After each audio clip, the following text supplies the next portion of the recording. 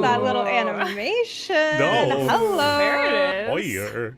Hi, Wow. Well, hello everyone, and welcome to Play Dicely After Party. Now with some freaking sick animations. Is it hot in here? Yeah, it's feeling warm and cozy around the fire. Welcome. My name is Christy Clo, and this is the Talkback Show, where everyone here, all these beautiful people, talk about the most recent sort of episodes of Play Dicely, which is our D&D actual play show that airs live here on YouTube every other Sunday at 6 p.m.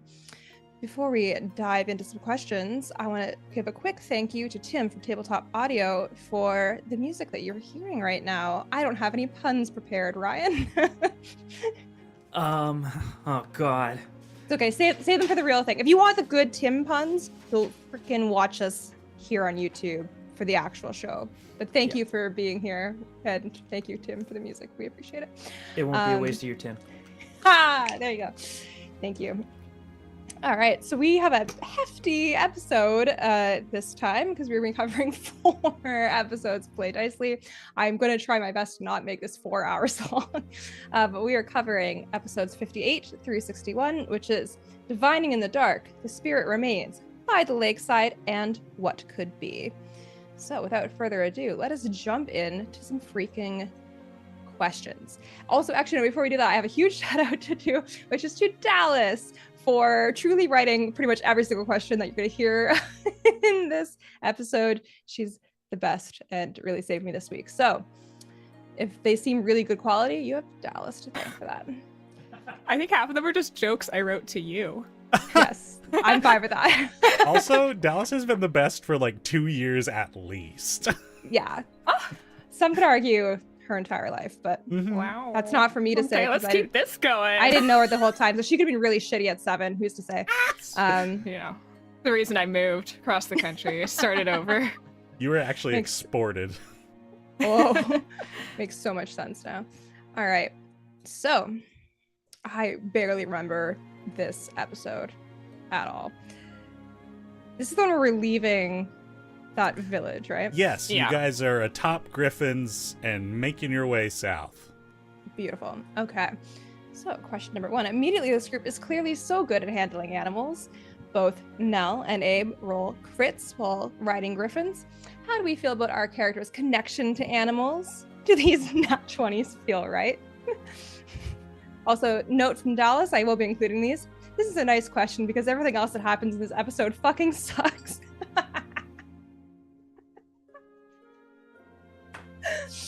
So funny. Here to please. Yeah. Adam, what do you think? Is Abe a naturally attuned animal handler?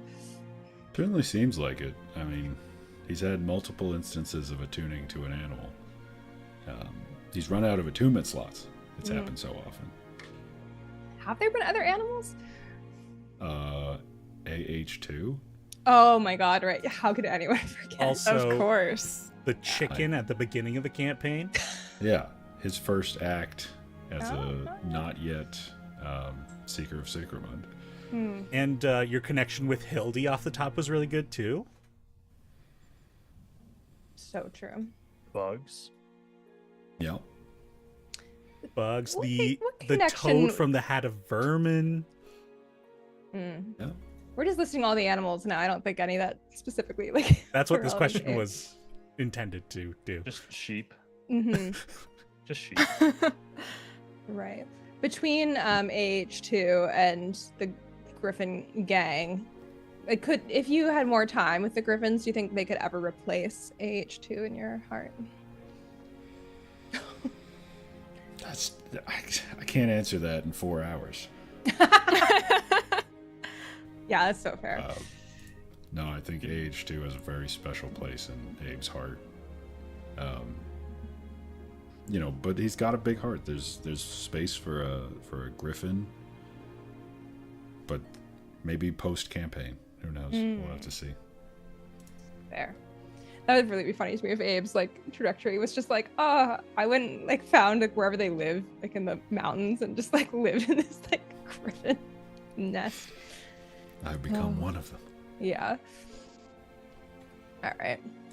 So next up, Azaria explains that the druidic beliefs are that the souls of druids turn to stars to stand as warriors against the darkness that is out there, that the moon is part of that shield as well. In the context of everything we know, and with the stars disappearing, that's a horrifying thought. I didn't realize you were going to read this word for word. Well, I don't have the brain capacity to skim it right now, so it's going to be what you get. The void, darkness is coming, and the druids who were meant to protect the world are failing. Falling. See, that's why I can't actually do the whole thing. The moon is being consumed. The shields are breaking down. No question here. It's just all the lore coming together. How scared is everyone?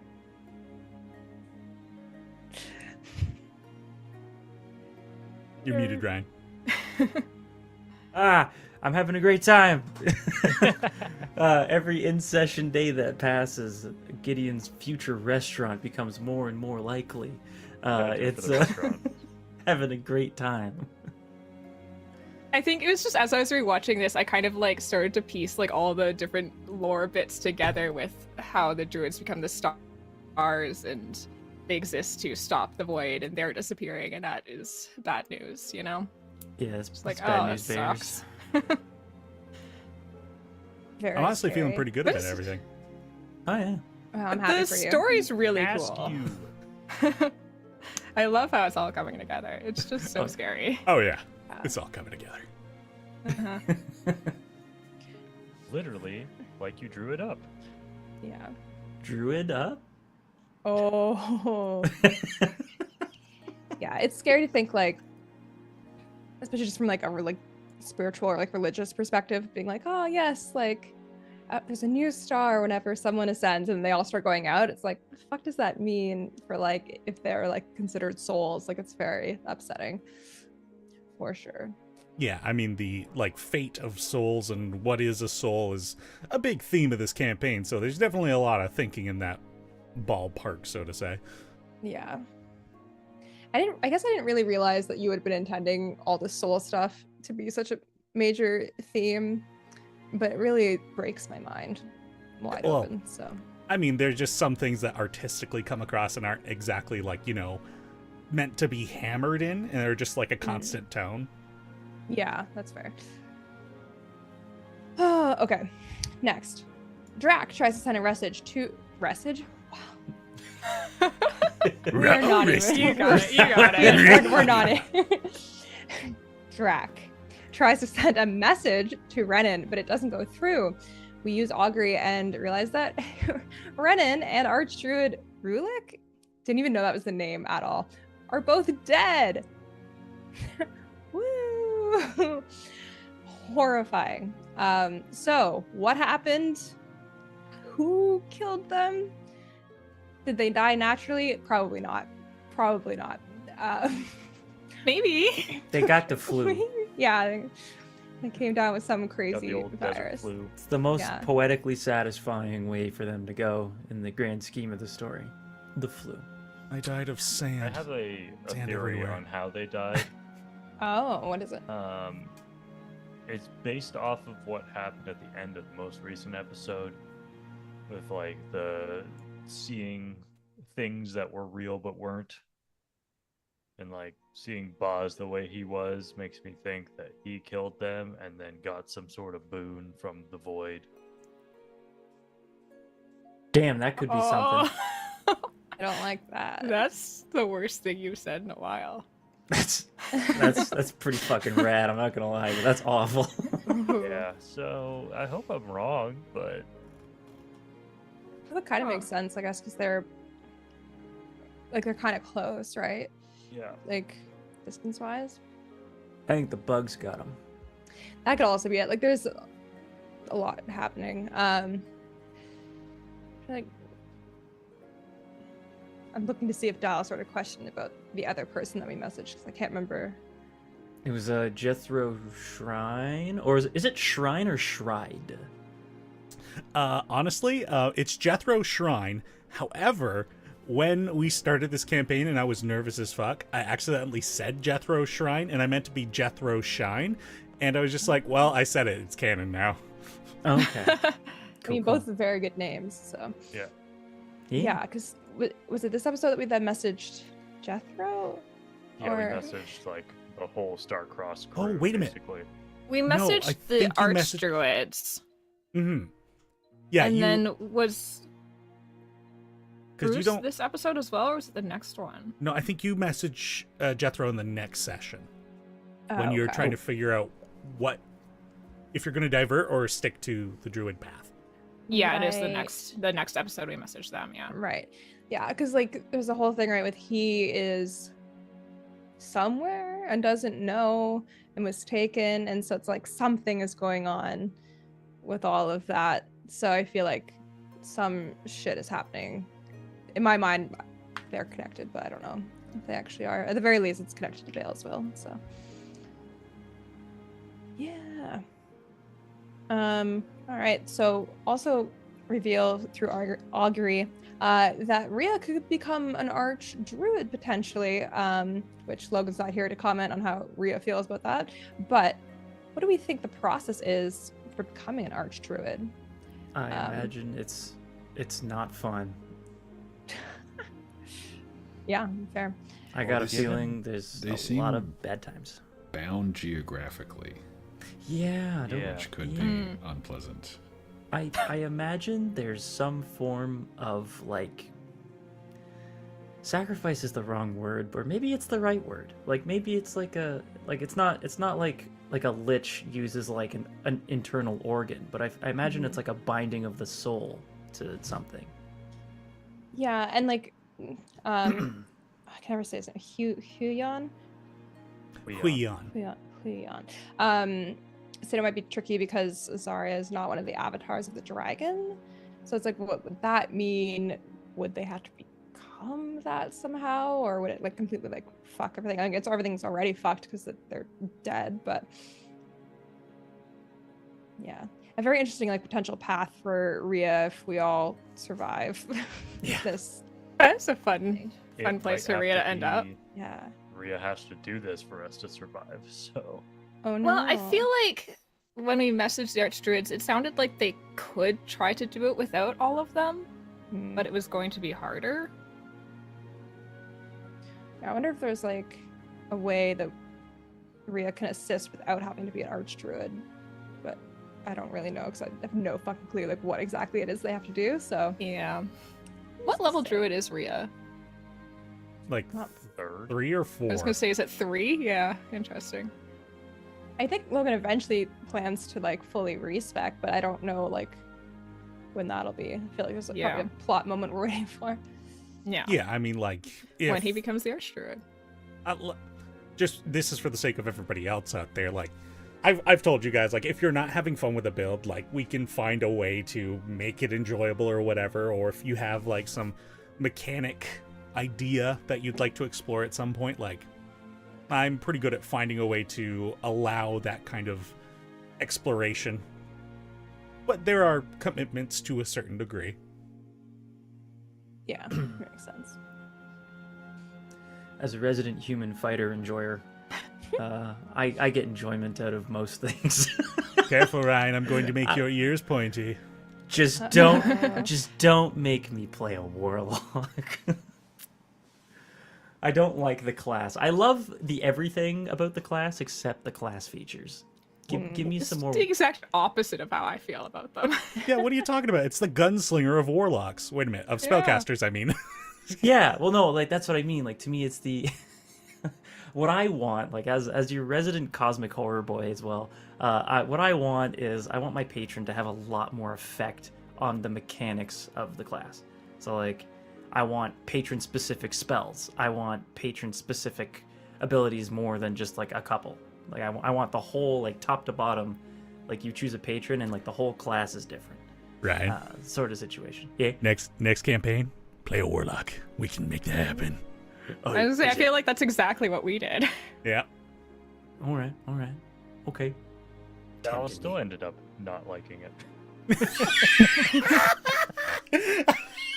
Wow. I will deal with any scumbag patron you give me.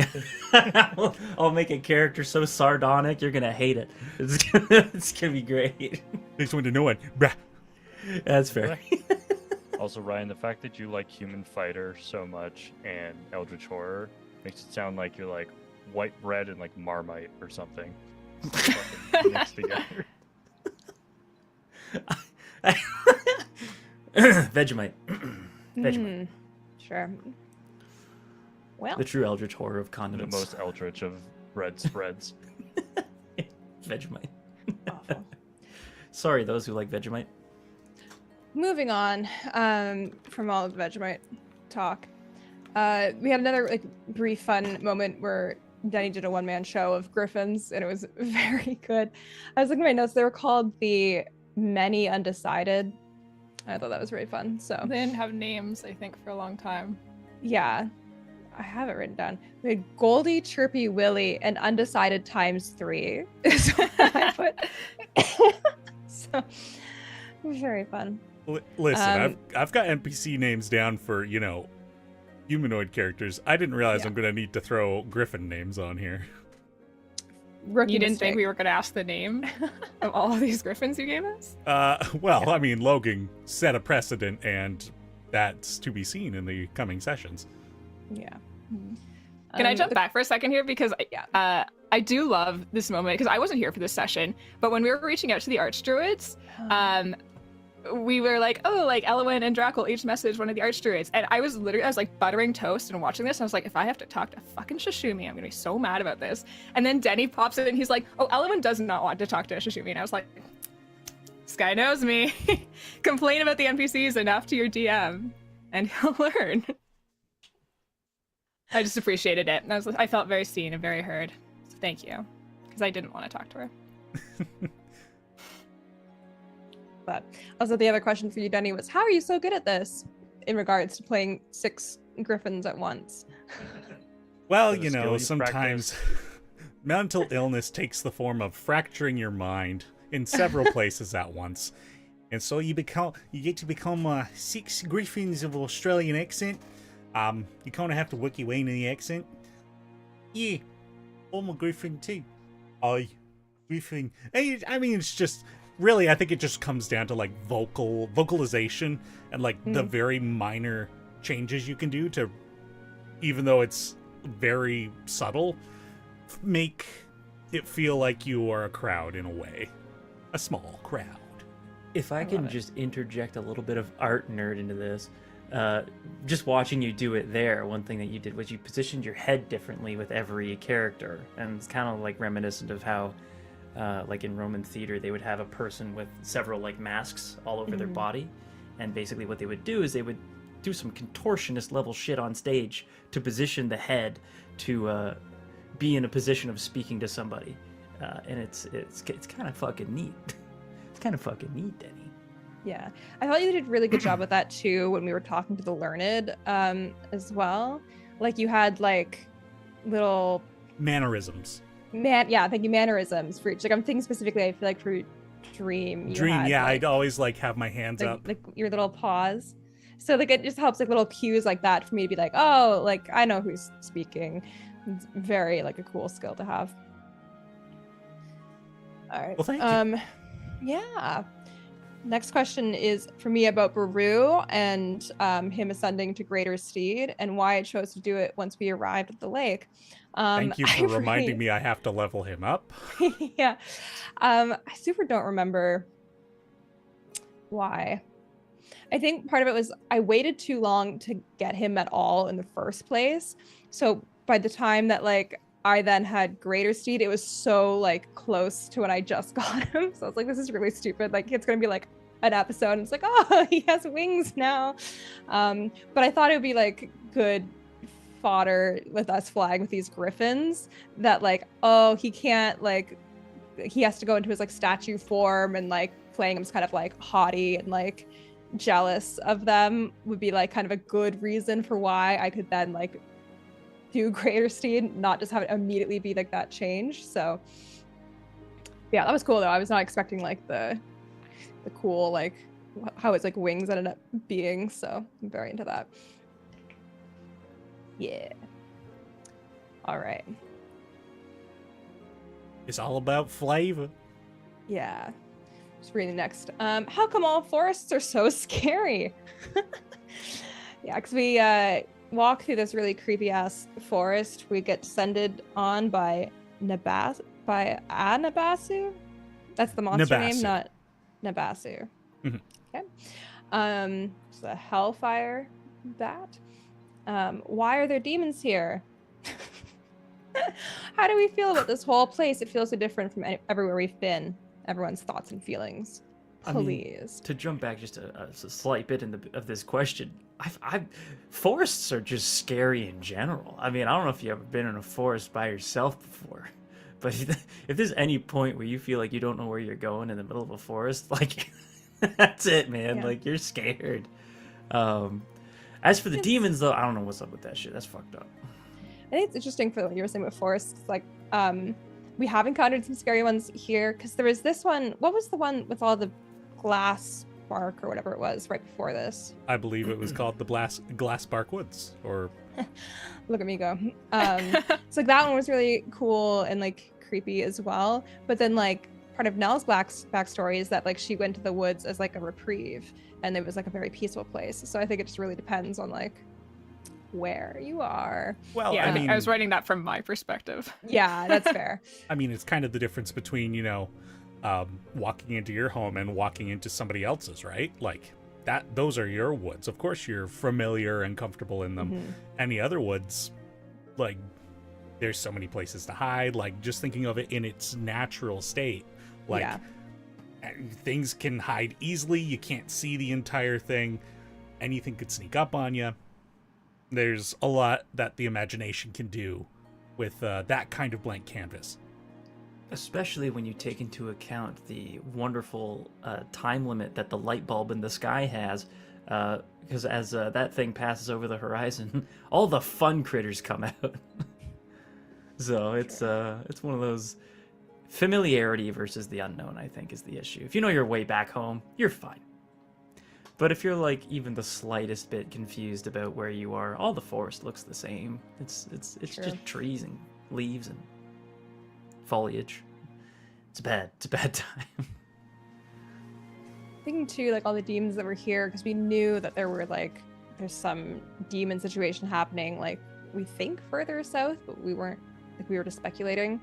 So it's like something's going on because the people at R&D, right?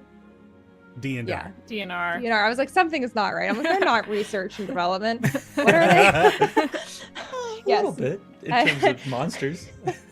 Yeah, at DNR, like they were talking about it too. So I'm like, is that what we've encountered, or is this just like another thing?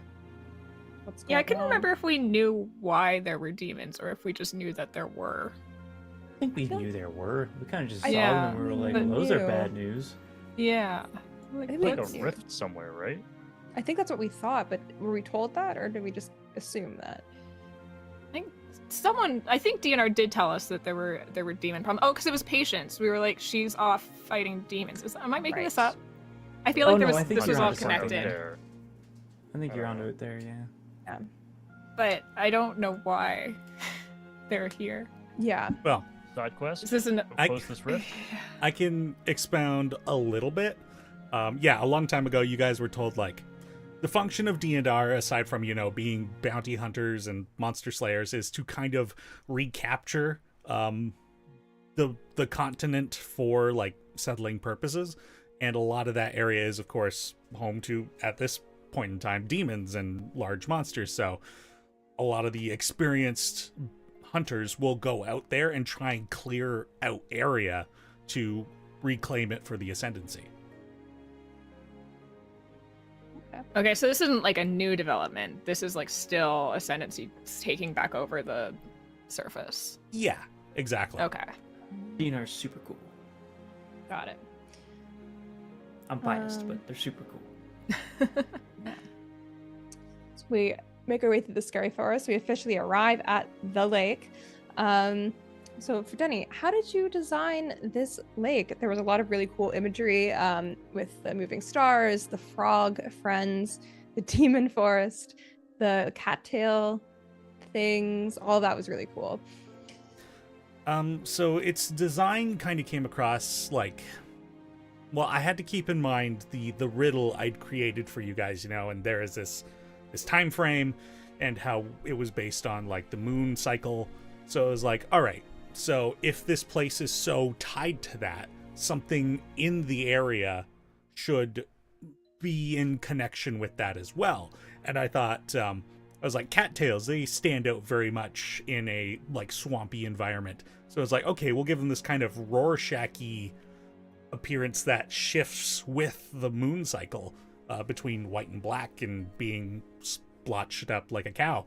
And I thought that was a fun idea.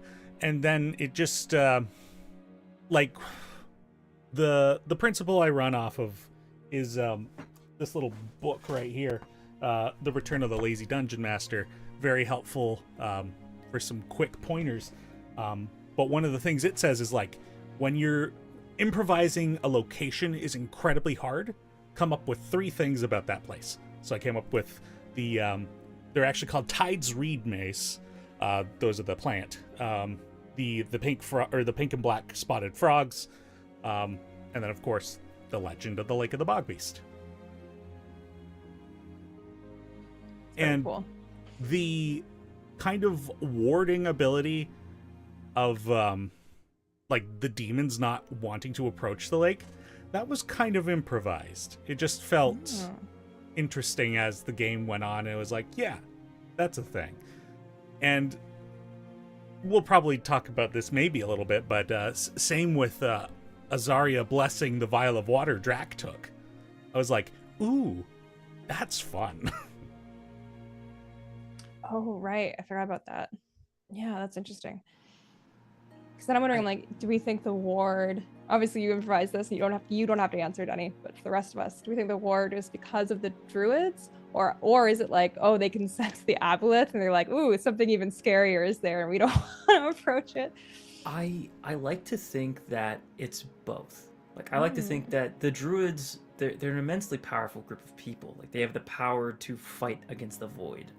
So demons, I assume, are a product, or at least adjacent to the void. So perhaps this location is so deeply steeped in the druid's power that it is just...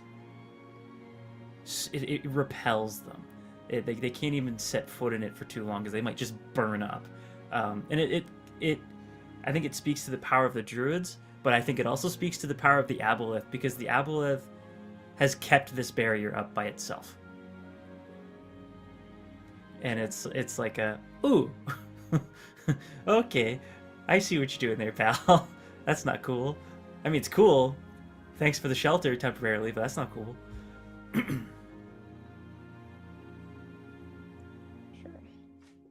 All right, Dallas, question from you. How much do you regret not picking up a spell scroll of water breathing when you had the chance? I think about it every day.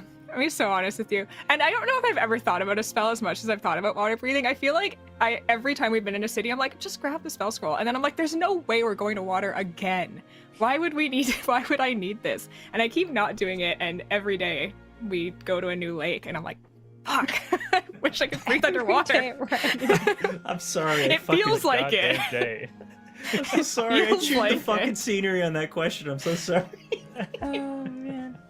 I answered that and just immediately jumped to the next one. I fucking ate that up. I'm sorry. Really? Yeah, water breathing is one, like, as a fellow wizard, that I typically just kind of have on hand, because it's like really good. It lasts like forever, right? So yeah, I don't know why. Honestly, I'm just mad at myself. This is me. I think once again people were going into the lake and I was like, god damn it, why do I still not know this fucking spell? yeah, that's really fair. Anyways, and then I was even more angry about it again 3 episodes from now. Yeah, that could have been a lot worse, but we'll get to it. Yeah, so the other thing that happened this episode was that Abe like wakes up with his soul shard feeling like it's going to like explode out of him, and he's in a lot of pain. What does that mean? Is it carjack related? And then what are the things that have happened around this pain so far? Only good things. Yeah. I mean, you got a message like, an hour later being like, hey, an asteroid hit your village. Yeah. Spoilers. Yeah. So I do think it's carjack related in that sense somehow. But like, how is he manipulating? Like, is he using like the power from Oh, these soul shards Oh, Maybe. 100%. to explode railways? I don't understand. well, Or it could be how? like, because he was like they were all going missing right for a while, but not just Argon folk, like the other ones too, who presumably don't have like an actual crystal. So I'm not sure like what he'd be removing from them, but like, because we used one of the soul shards to revive Rhea, so maybe like they can like be used to like amplify magical effects. So Oh, maybe he yeah. did it for that, but Oh, yeah. how and what exactly? Like, still want to know like what the fuck spell he had that could just like lift a chunk of like. Simple as it's just telekinesis, but it's being like juiced Superpower. by Yeah. this crystal. Yeah, I reckon the railway was just kind of like a twofer. Like, Carjack was like, well, I don't like the ascendancy. They like supplies, so let me disrupt that. Yeah. Oh, also I'm gonna drop a friggin' rock on this village. There's also all those crystals in the railway too, right? So Is those there? probably So, have a It's thing. not soul shards in the railway. It's the No. water elemental crystals. Yeah, Yeah. but those still have a pretty volatile reaction, as we learned. So Mm. Well, and the other times that there was like a pulse or something, we didn't think that was carjack related, right? Or did we? Not at the time. I think we thought for Abe specifically it was Meldon related, but now that because the like heart attack happened, and then Nell got the news about Varmhall, it's like it's too much of a coincidence to not Yeah. be related. I reckon that I think that the soul shards have a connection between them. It might be faint, very faint, but I think if there's a large enough snuffing out of these crystals that you would feel it.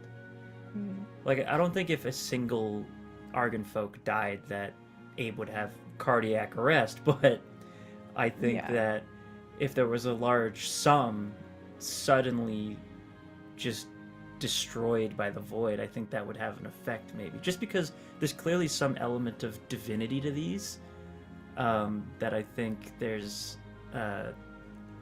definitely some kind of connection. Especially because They're of the all a origin all giant coming crystal from the at one same point. place, right? What did you say, Anthony? they were all just a giant crystal at one point. Yeah.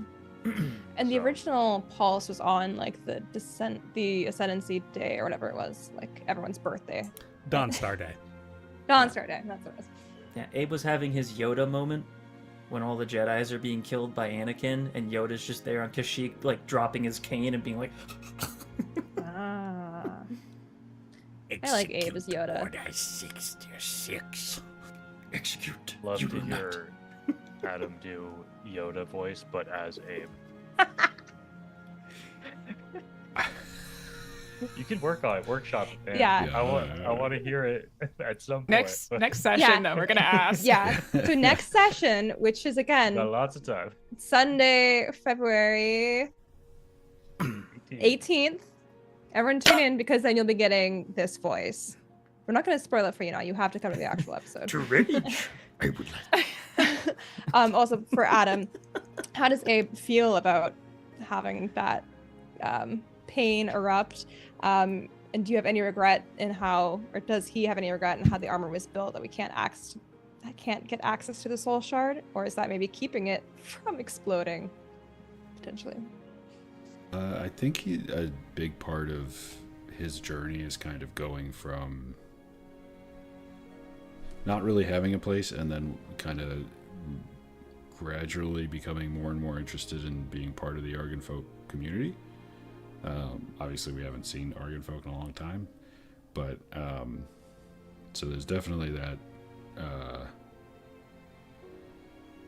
that sense of like his people are dying and he can't do anything to stop it, but he can feel them. As far as he knows, he can feel them dying. And so that it reinforces that urgency for sure. Yeah. And I don't think he would regret covering up his soul shard, because if it cracks again or if it gets destroyed in some way, he's gone. Like, there's no True. bringing him back. So Very true. Is there like, obviously we have what we're doing that's important right now, but is there anything that you're hoping, like Abe's hoping to like do when we inevitably end up in Balesville, like to try and help, or any like fear around that, like what we might find?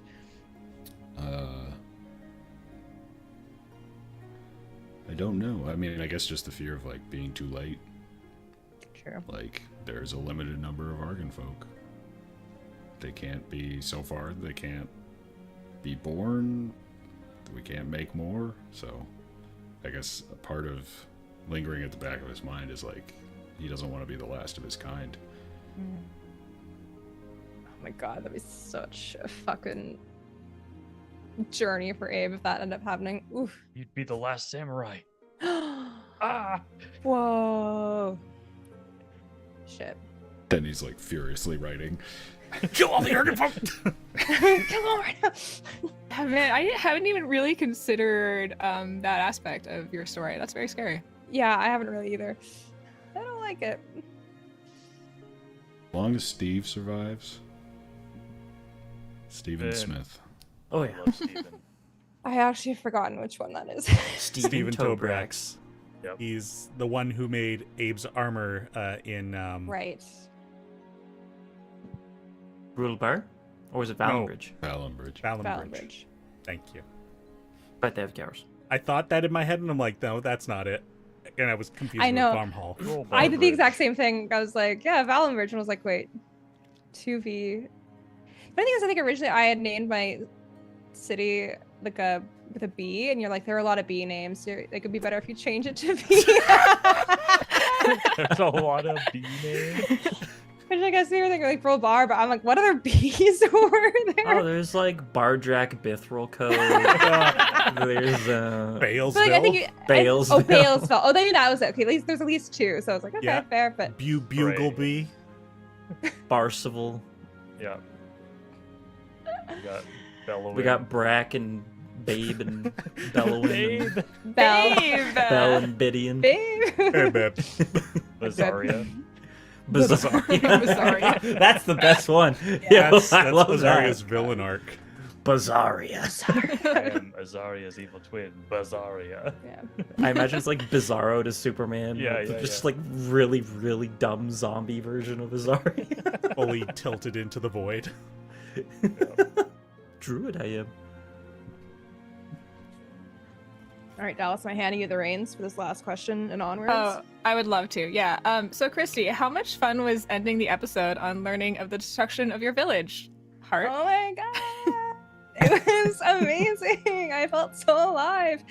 No, it sucked.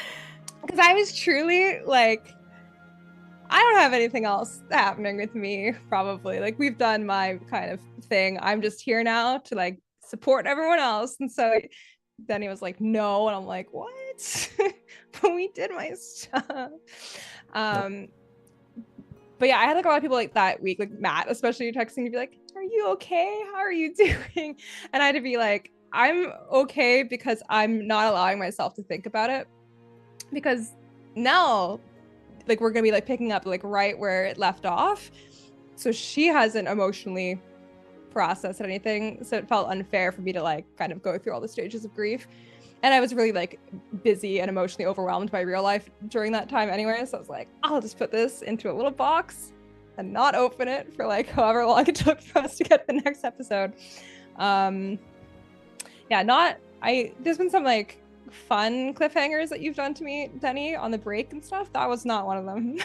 I didn't like that one. Ooh. It's not every day that you drop a meteor on a village, so Yeah, it's not gonna be common. Don't worry. Before we get into the whole next episode of it all, when did you start planning that you were going to do this? Because the timing of everything Hall related is really interesting to me. So when were you like, I'm going to destroy it? This was always in the cards. Fuck you. This was always part of the plan.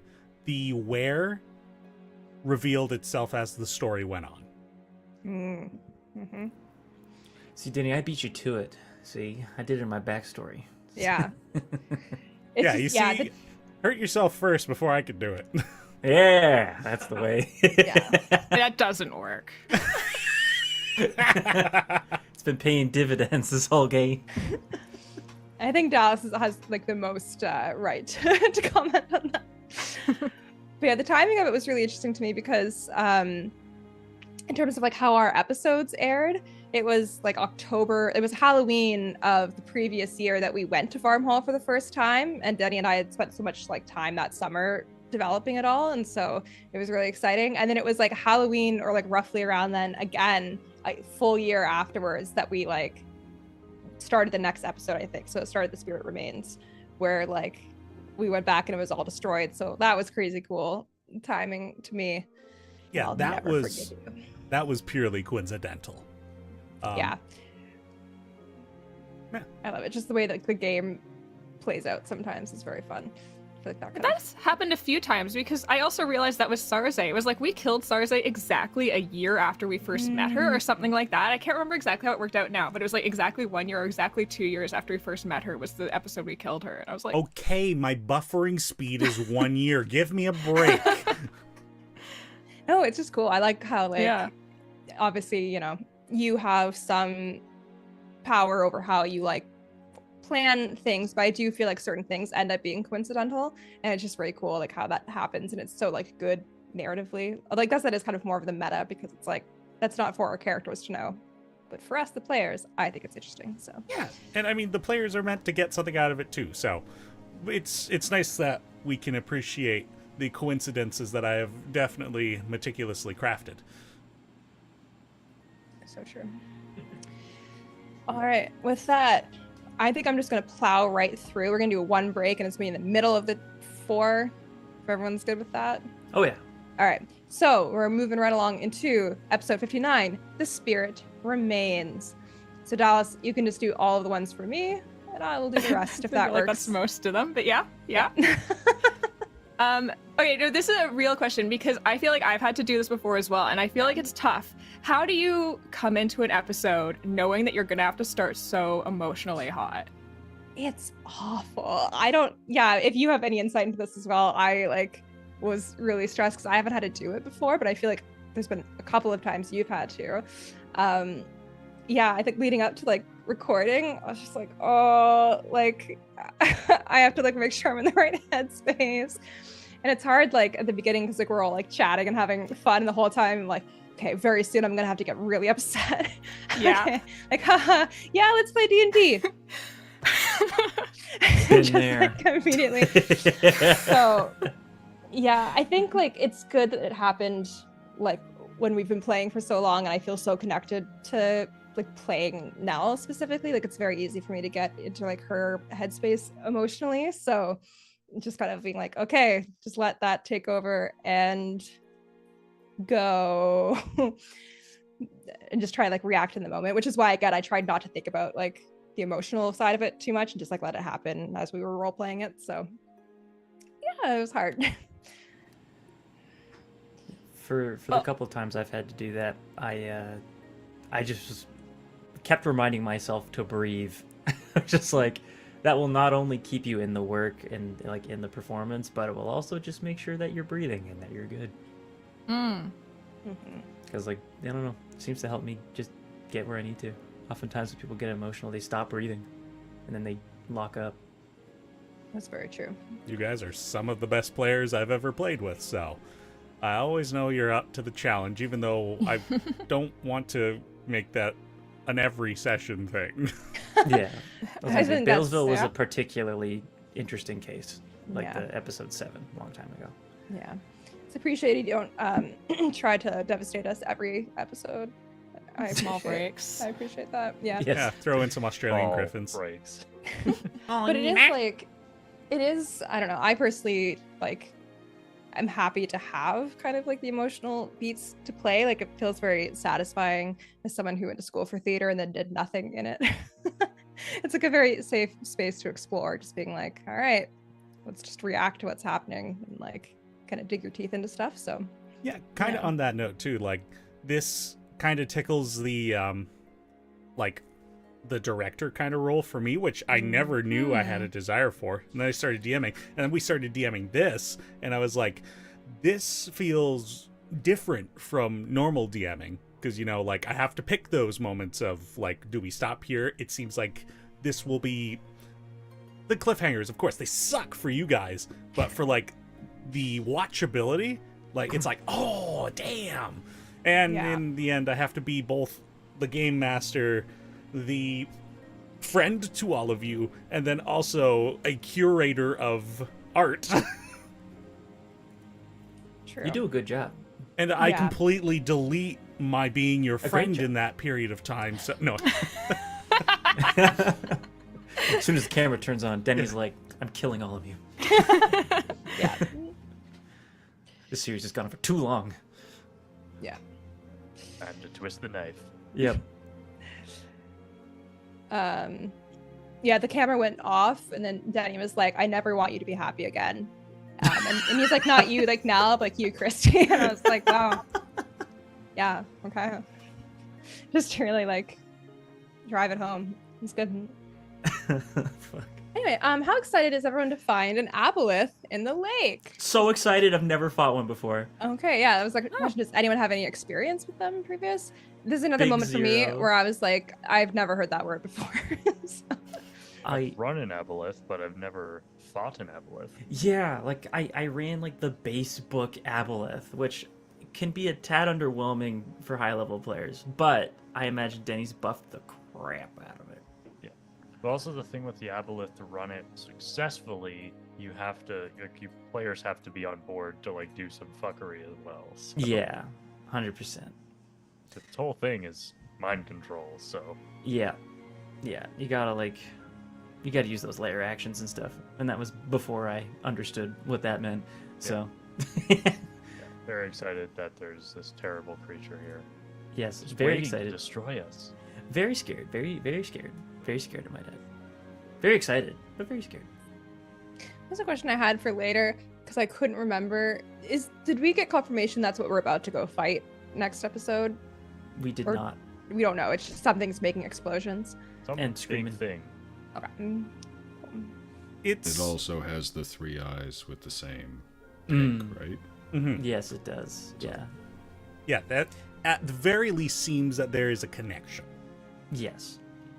Quite likely going to do the thing, but for now it's Denny's been what's the word? Enough of a tease to leave some minor speculation. Which is the way to do it. That's the way. Well, I'm writing a note for a question for the next episode. I have more questions for you, Christy, when you're Hit ready. me. Yep. go. Yeah, sorry. So we took like a short break in between the destruction of your village to go jump in the water for a little bit. But I guess I'm just curious how you felt. You know, how are you feeling? Do you wish we had gone back faster than we had? I feel like rewatching it, I was like, why didn't we just go? I don't know what we were doing. Yeah, that was wild. I haven't rewatched it. But in the moment, I like where I ended up with Nell was just kind of like being sort of numb to everything and just like shell shocked. And so I was kind of like trying to like stay in that headspace for the whole thing. So I was like a little bit removed from what was happening, but probably around like the 10-minute mark, I was like, what the fuck is going on? They're in the water. I have not been paying attention because I'm trying to like be in character, but I don't understand what's happening and why we're fucking around over here. I was very confused. Like, I think, from Nell's perspective, she like was not with it enough. But if questioned later, might have been like, "That was weird. What was going on?" Yeah, I can't quite figure out why we thought we could just hang around for a bit, but we did. Ended up. Yeah. But then we did go back. And how Mhm. how was that? How was I guess we called a bunch of people Yeah. and we knew that people weren't like dead, I suppose. Yeah, I think that helped because it was like, well, at least like, I think if we had tried to like call, my mom or something and like there had been nothing, that would have been like, we need to go right now. Like if like they're all dead. But at least knowing that like, okay, like they're up, like the kids are okay, like it seems like it's not as dire as it could be. It was all right. But yeah, going back was like wild, just being like, wow, my beautiful village is destroyed.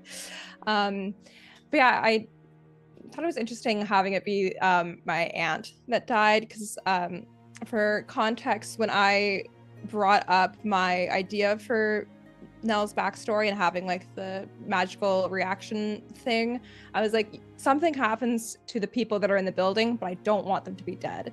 And then I left it to Denny to figure out like what to do with that. And so I was like, I trust that Denny is like, and this is something I was thinking to myself like in between of the episodes when I was trying not to think about it too much. And I'm like, I don't think he's gonna kill like people that were in that room, because like I had made it clear that I didn't want that to happen. So I don't think he would have done that without like maybe running it by me first. I just felt like something I was like, I think we're okay there. But so I did think it was really like narratively interesting that it ended up being Narwyn that did die, because she was like the one person in my family that wasn't there and then was like who I leaned on when everything like when shit hit the fan. So to me it was very like narratively satisfying. Rip Narwyn. So. Feels like Denny found the loophole in what you said. Yeah, but like I'm okay with it. Like I think it's an interesting like story beat.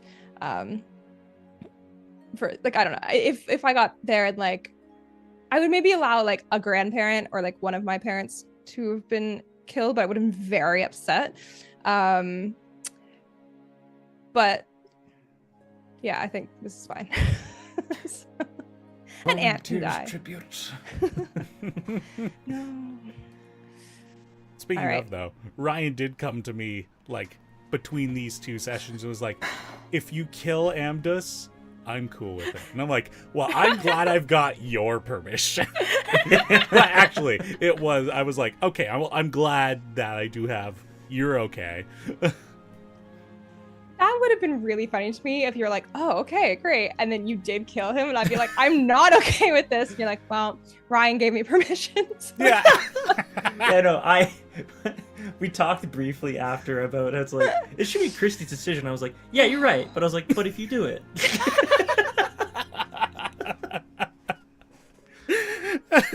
Oh my god, that's so funny to me. It'd be really funny if everyone kind of imprinted on a character from Varm Hall and then like we're all like, you can kill like my favorite, that's okay. No, And then, kill my favorite. No, mine. yeah, no. Yeah, and I'm sitting there being like, I made all these NPCs for a reason. It's 'cause I Yeah, want them enough to be for the here whole forever. class. Yeah. Oh god. Yeah, so we arrive back in Varm Hall, everything's fucked, but not as many people are dead as could have been. So thank you for that. But Charity is there helping out, helping repair and everything, and everyone kind of gets to work like doing what they can. But yeah, this is kind of this is not where you spiral, not yet. It's later. Yeah, I spiral a little bit later on. Okay. But yeah, Charity finds a piece of a soul shard, a piece of a water elemental stone, and a chunk of alabaster in the rubble. So yeah, a piece of the train rail landed on Varm Hall. And why are they blowing up chunks? Why the railway specifically? Why us? Why Varm Hall? Questions for everyone to speculate on. I mean, we speculated, I can't remember if it was in session or out of game, that it was like your parents had just kind of defied Balesville. Your mother had just defied Balesville. So are they like pissed about that? Are you just like the closest target for them to test their railway shooting device? Yeah, because they like some paladins of ours were there, and I know that like my mom and sister like went to like bring them back, but then kind of went like full neutral to say like we're not kind of taking a side either way here. So I do think like that probably could be part of it. Although I'm like, how many of us were even there like that it would have been such a big deal? Or does he just like not like anyone telling him no because he's a little bitch? But yeah, the railway thing is interesting. Like, I think that is kind of like a big fuck you to the Ascendancy because that's like their big project. So to like grab a chunk of that and be like, you're not as powerful as you think, kind of sends a big message. So it's like 2 birds with 1 stone there. And I think Ryan said it in the last bit as well, where like, does that cut off like supplies? Does that cause bigger issues if they're trying to bring? I mean, I guess there isn't. I was gonna say like armies, but I suppose there isn't too much in like Starcross. That's really all that's passed there, right?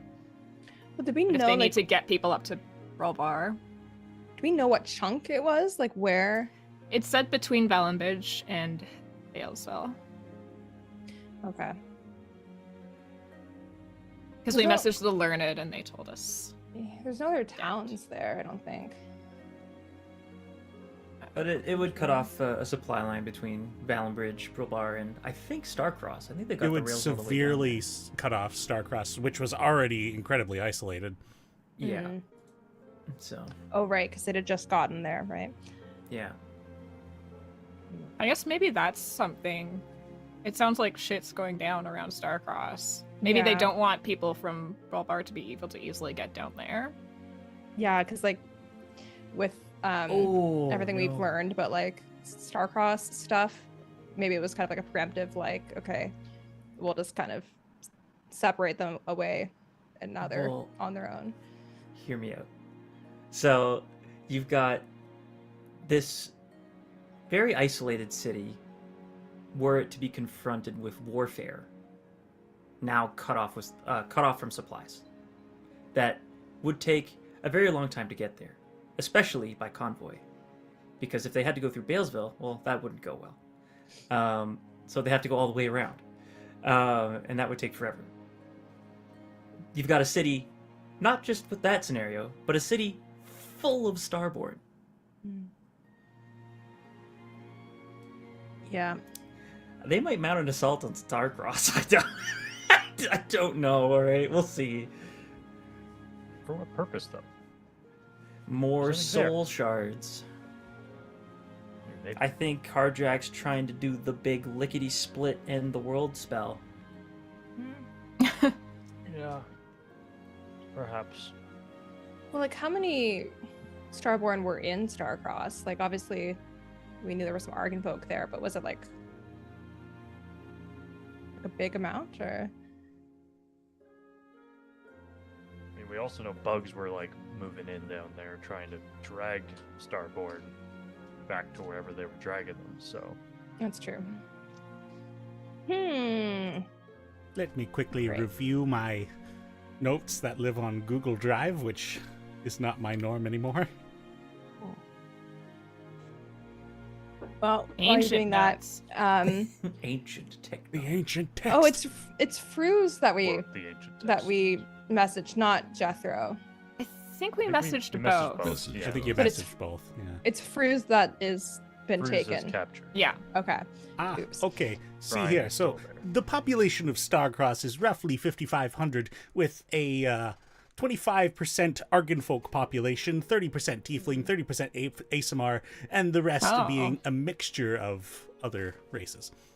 So Okay. it's So 99% It's very Starborn, yeah. Starborn. Yeah. Okay. So yeah, I think that's a good theory that you had there, Ryan.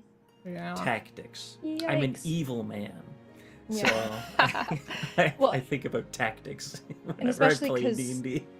we got through to Jethro, but he was okay, or Yeah, he didn't seem to have much concern. He was like, yeah, stuff's going normal here.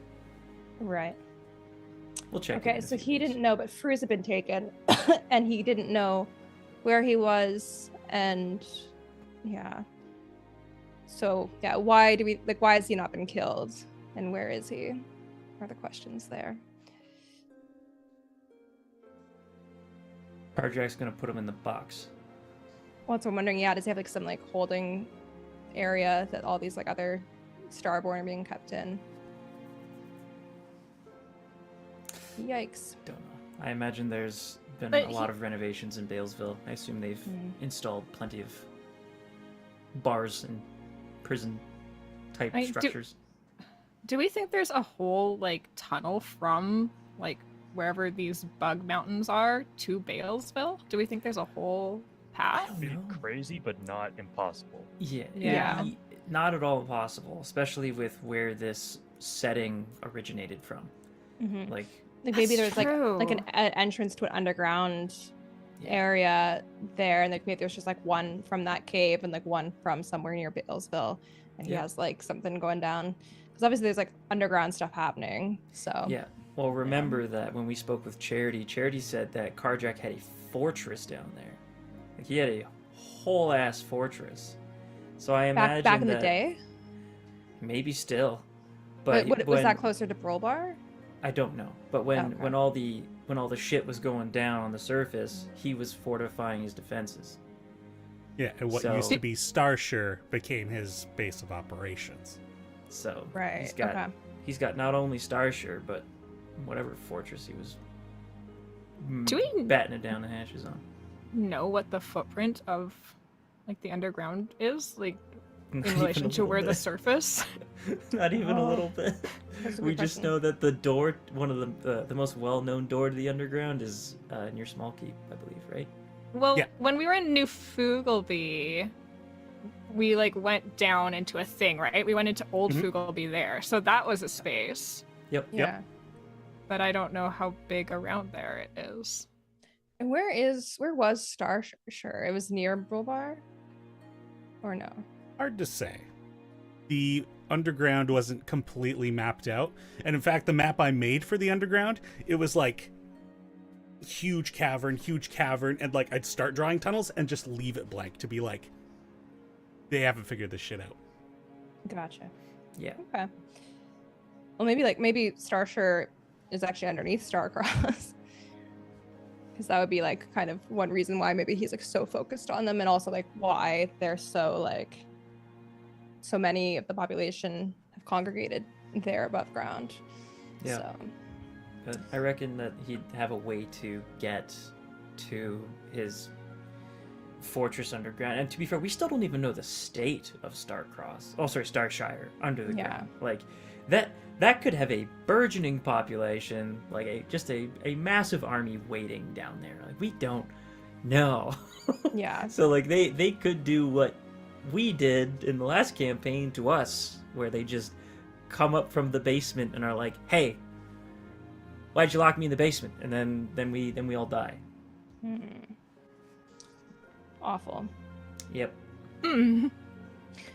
As Dallas so perfectly put, there's a lot going on here. How do we feel about Cartrack's plans?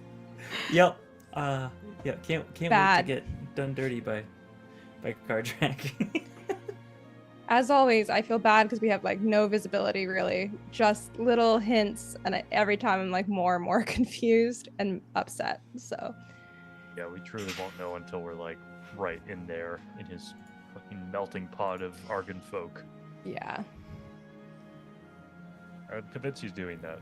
He's just melting them down and then taking their star soul crystal thingies. I don't know what they're called. Yeah. And just try to make another Midnight Sun. Yeah. It seems right. So I wonder like how he's able to do anything with like tieflings and stuff, you know? Like Got that book on Salarmancy. Yeah. true. Yep, that Unfortunately, sucks. friendship All the is not answers the aren't most in powerful libraries. magic. Yeah, that's an All right. interesting detail that hasn't come up in a long time, is the Book of Salarmancy that was stolen from Valenbridge. I keep forgetting about it. I think that did come up in this episode. I think Charity mentioned it at one point. Yeah, I think she Yeah. did It's like, bring that back. yeah, it's almost like Denny's being like, hey, this is important. Hey, you should pay attention to this. You remember No. that? It's fine. It feels like you guys might have forgotten. Or Good maybe old I was Charity. counting on it. Yeah. Uh-oh. Oh boy. To look for our own book of Salermancy. With Oh, blackjack okay. and hookers. Hookers. Yeah.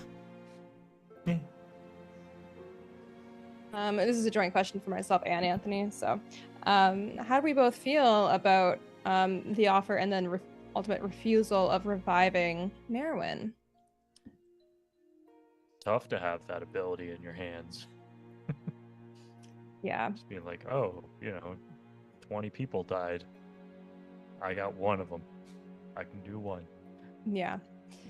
I think it was really, again, super interesting because it also got to play into like more backstory of Barmhall that we had come up with that didn't really come up the first time we were there, which is like, because I think you put a question in that document for me, Denny, which was like, how do they deal with death there? So it's kind of interesting to think about, like, yeah, the whole premise of our people is that like we're leaders, but we're servants. It's like we're not like better than the rest of the villagers. And like we always want to make things feel fair. So it wouldn't have been right to like bring her back because like she was connected to me if everyone else didn't have that same opportunity. So it was really like cool moment to like play that out. So yeah. Got to inspire a little dragonborn kid to go be an adventurer. Yeah. We're slowly creating the next group of adventurers. Yeah. Yep. I think it's One big interesting one. too, like for Drac in a way, because like I feel like a lot of like your journey has been like learning to see things with more nuance, I guess. And it's like there's not just like, one like right way of doing things. It's like another like opportunity for Drac's growth in a sense of being like, yeah, like you are incredibly like gifted, like you're able to bring people back, but like sometimes that doesn't like make a difference, or it's in a way like not the right thing to do, even though it would be like incredibly like poignant. So. Yeah. It's a tough thing to have in your hands. And I mean, ultimately, I think not reviving Nirwin is the right call, but still feels bad. Yeah. A child loses a parent. So, Yeah. One thing to also keep in mind is that imagine we did bring Nerwin back. Imagine the guilt that Nerwin would probably feel. Yeah, that'd be exactly it. Like she wouldn't have wanted that like preferential treatment. It would be the same too. Like I would be like gutted, obviously, if like we went there and like my mom had died or something. But like obviously it'd be like an emotional moment. But I think my thought would have been the same. It is like a little like iffy though, because like while adventuring, I've been revived, so like I don't really know how that like plays into like my own thoughts of it. But No, but you have to be alive because you are going to save the world. yeah. yeah, it's like I feel like it's a bit different. It's like I'm not in the village actively like under the kind of like my collective mindset that we have, so it's fine.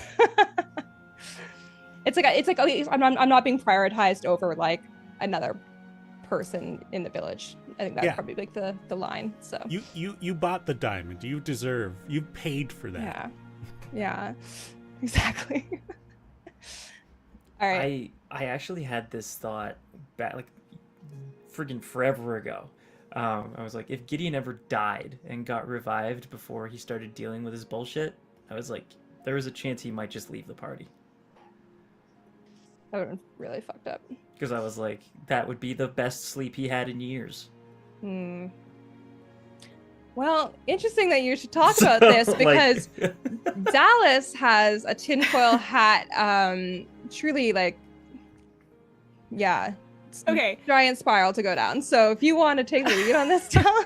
Okay, I'm not even sure this is tinfoil hat. I feel like this is just exactly what Charity said, and I didn't get it the first time when I was sitting through this. But I guess I want to ask Ryan first, because maybe you got it and I just missed this. But like the next thing that happens is you talk to Charity about your soul scar and all this magic and shit. What did you take away from that conversation you had with her? Oh God, I don't even remember what the hell we talked about. It was like, I don't know if I took much away from it at all. I think it was Okay. like, Then I have a lot of things to say. I'm trying to remember what the hell was said. Like, God, I feel like I have to watch I've got that. the transcript right here, actually. Yeah, So Dal- if you want to Dal's talk walking about what through. was said, So actually, do you want to read some of yeah, what let me was read said? to you Off the what record. Charity tells you. let me talk about what Charity says here, because I just rewatched this and I went, excuse me.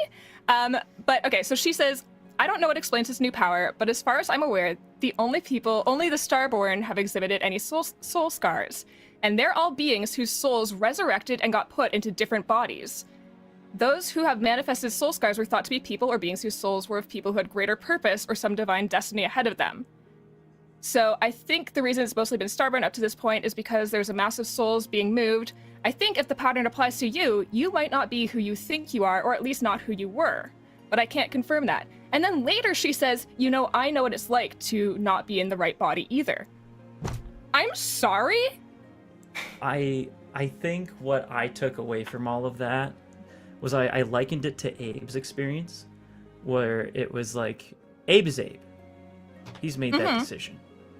And Gideon sort of in the moment, after seeing, Abe go through all that, took notes and was like, well, I'm here now. And the rest of it doesn't even matter. Just because there are other things at stake currently. We can revisit this later, but it's a thing where Gideon is hell-bent on making sure that he can help the group save the freaking world. So it's like he probably passed it off in the moment. But yeah, no, that's fucked up. It's probably it's one of those things where like, I mean, Gideon was born with it, right? So it's he's always been who he's been, but it's just that I guess his powers are beginning to manifest now. But it's like, who the hell was Gideon, I guess, is the great question. Like, whose soul rests within this vessel? I don't know. But Yeah.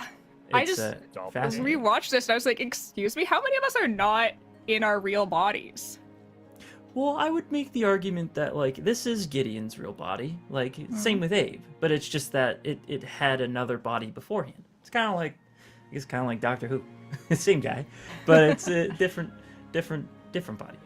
So, yeah. So Gideon, I guess, who knows? Maybe I was the big bad of the last campaign. That's a twist I want to pull on someone someday.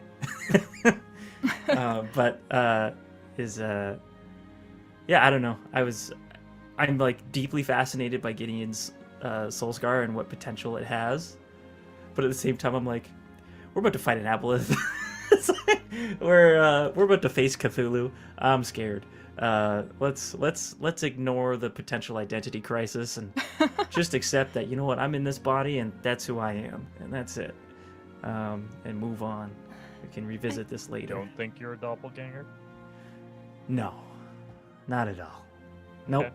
Nope, you stopped that. We proved that there were no doppelgangers in Balesville. All right?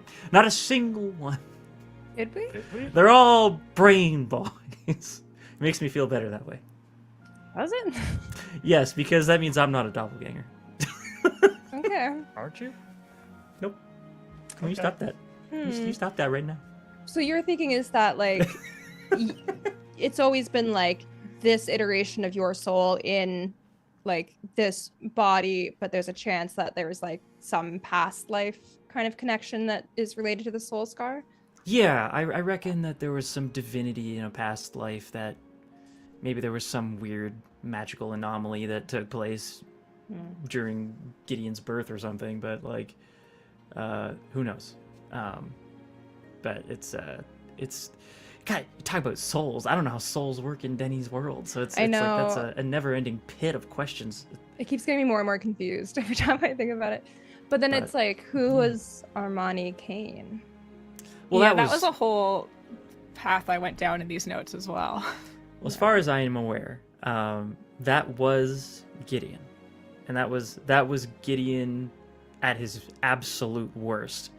That was him, full of hate, despair, feeling like the entire world was against him, because how could he not feel like that? Feeling like just, it was like the whole world was just, nothing would work out for him. So he was like, fuck it. Like, I'm starting over. This is who I am now. I'm making a living. I'm doing a service, but like, I have so much anger I need to get out. And it's just, this is the way. So he snapped. Like, he just full on snapped and went like full ass evil for a little time. Lawful evil, but evil for a time. So no, you wouldn't catch him breaking any laws, but you know, very much so to the letter. So Right.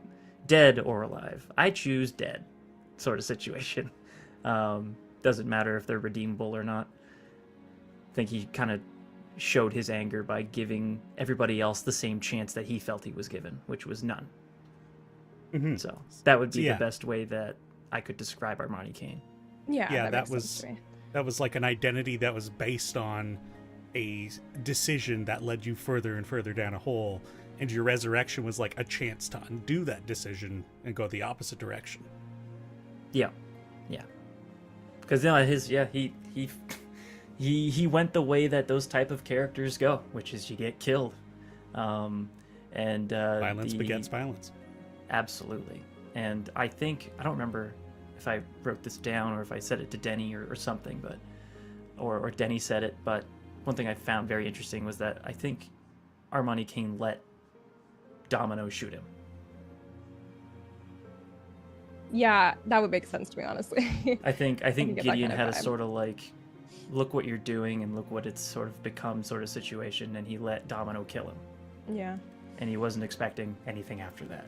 But then he woke up and was friggin' not remembering a bunch of shit and like all of that, and he just went back to, you know, who he would have been, I guess, had things not been so terrible. But then his memories started coming back, and then he became very sad again, but he didn't go the evil path this time. He just Right.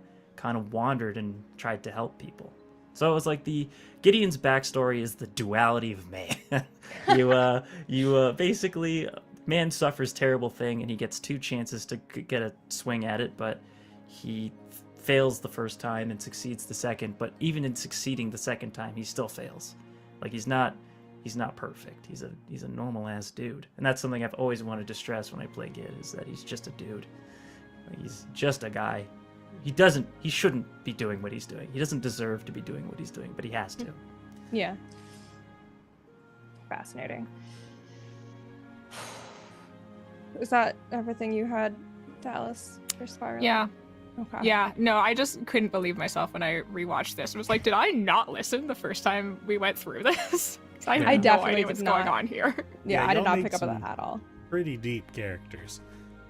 And I'm sure I've brought this up before, but like how we paired you guys up at the beginning of the campaign, I'm sure you've noticed that there are parallels between each of your pair. Yeah. Is that intentional or just worked out? Beauty of storytelling. Add that to the after campaign question section. Oh I'm trying yeah. to remember, like, I thought we picked who we paired with. You Am sure I- did. Yeah. Oh. Yeah. So we're Huh. just kind of like lucky. Anywho, back to Fruce and all of that. Logan, not Rhea. Logan remembers. I think it was Logan, but I don't know. Maybe it was. All right. Yeah. Yeah, so this is more about like the cave, how it was deeper than we remembered, Yeah. because like we didn't go into it because we were all like injured from being Yeah. babies fighting bugs. So then you cast Commune, Drac, and it confirms that Fruce is not in Balesville, but the cave will lead us to him.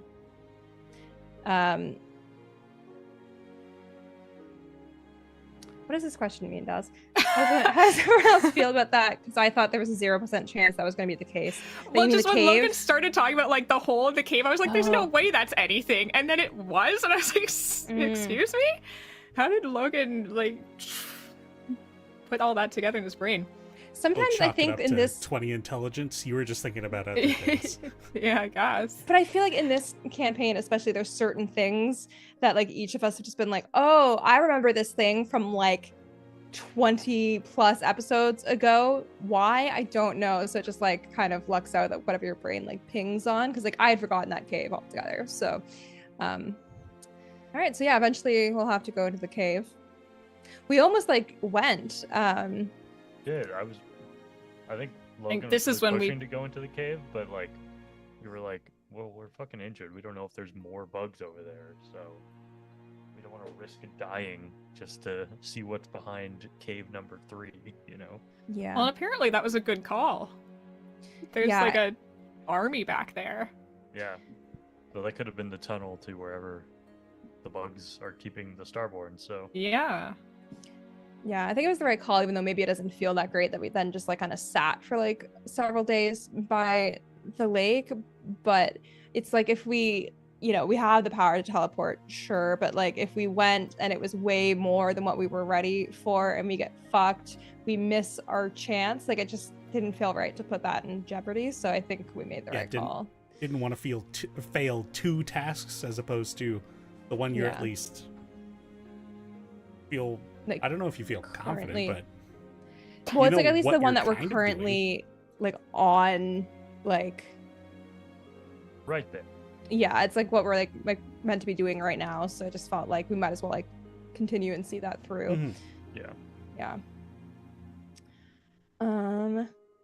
Yeah, Drac was just using all of the spells this episode. They're there. Might as well use them. Yeah, I don't think I've ever really like seen them used this much, but it makes sense.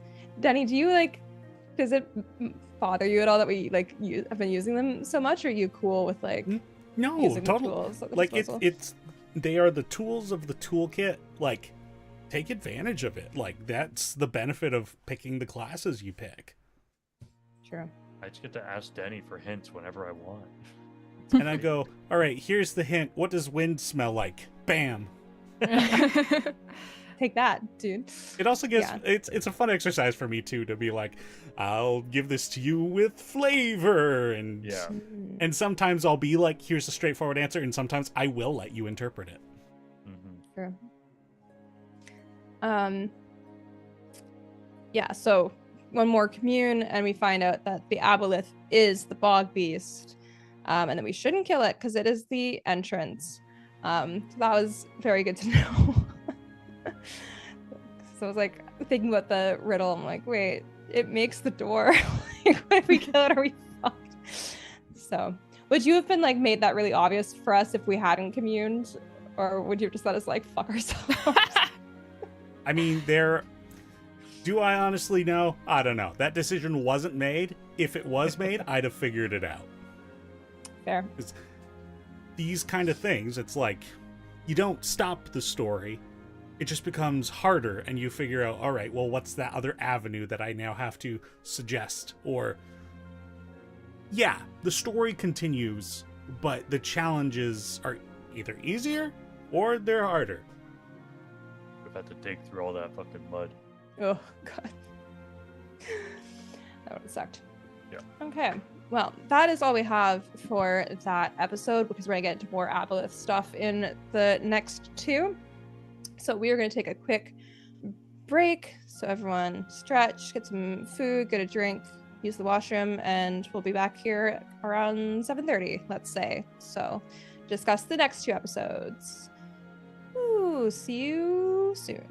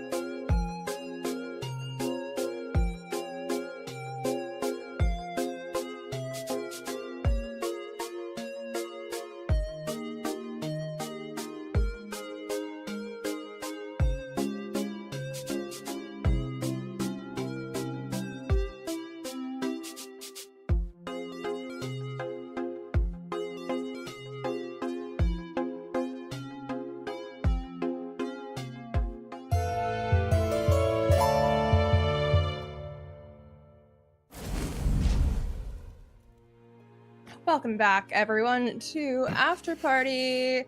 We are here ready to discuss the next two episodes, which are episode 60, By the Lakeside, and episode 61, What Could Be. All right, so this episode started off with me finally remembering that I had a piece of information that was kind of relevant to Elowen. So finally told her about the piece of the stranger's name that I received from that kid whose name I will never remember again. Garen. Garen. Sure, that sounds right. Yeah, so how did you feel? I forgot you had to tell me this too, because this was the episode after our 2-month hiatus. Yeah. So I think yeah. I had forgotten that this was going to be a problem until you were suddenly like, oh, by the way. And I was like, oh, right. It's because someone mentioned it to me at some point during the hiatus, being like, oh, did you ever tell?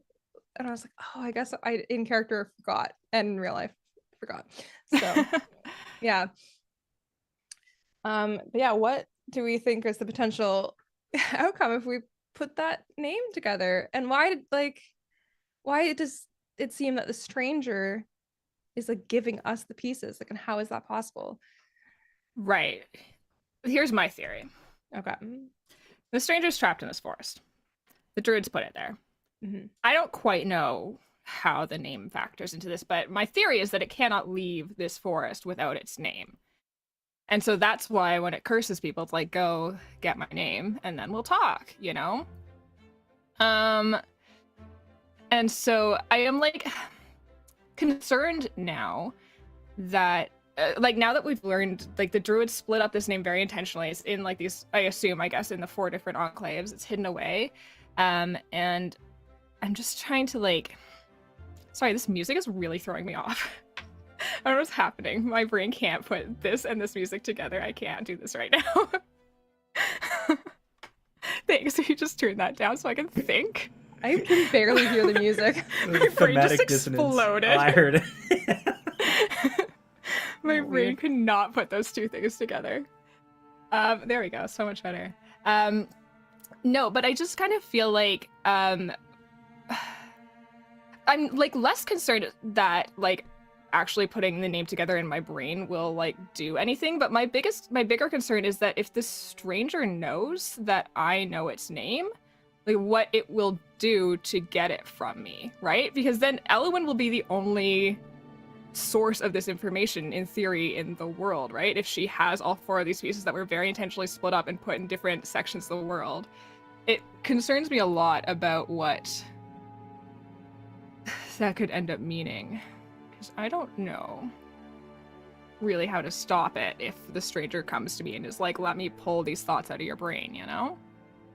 Or Can it come to you though?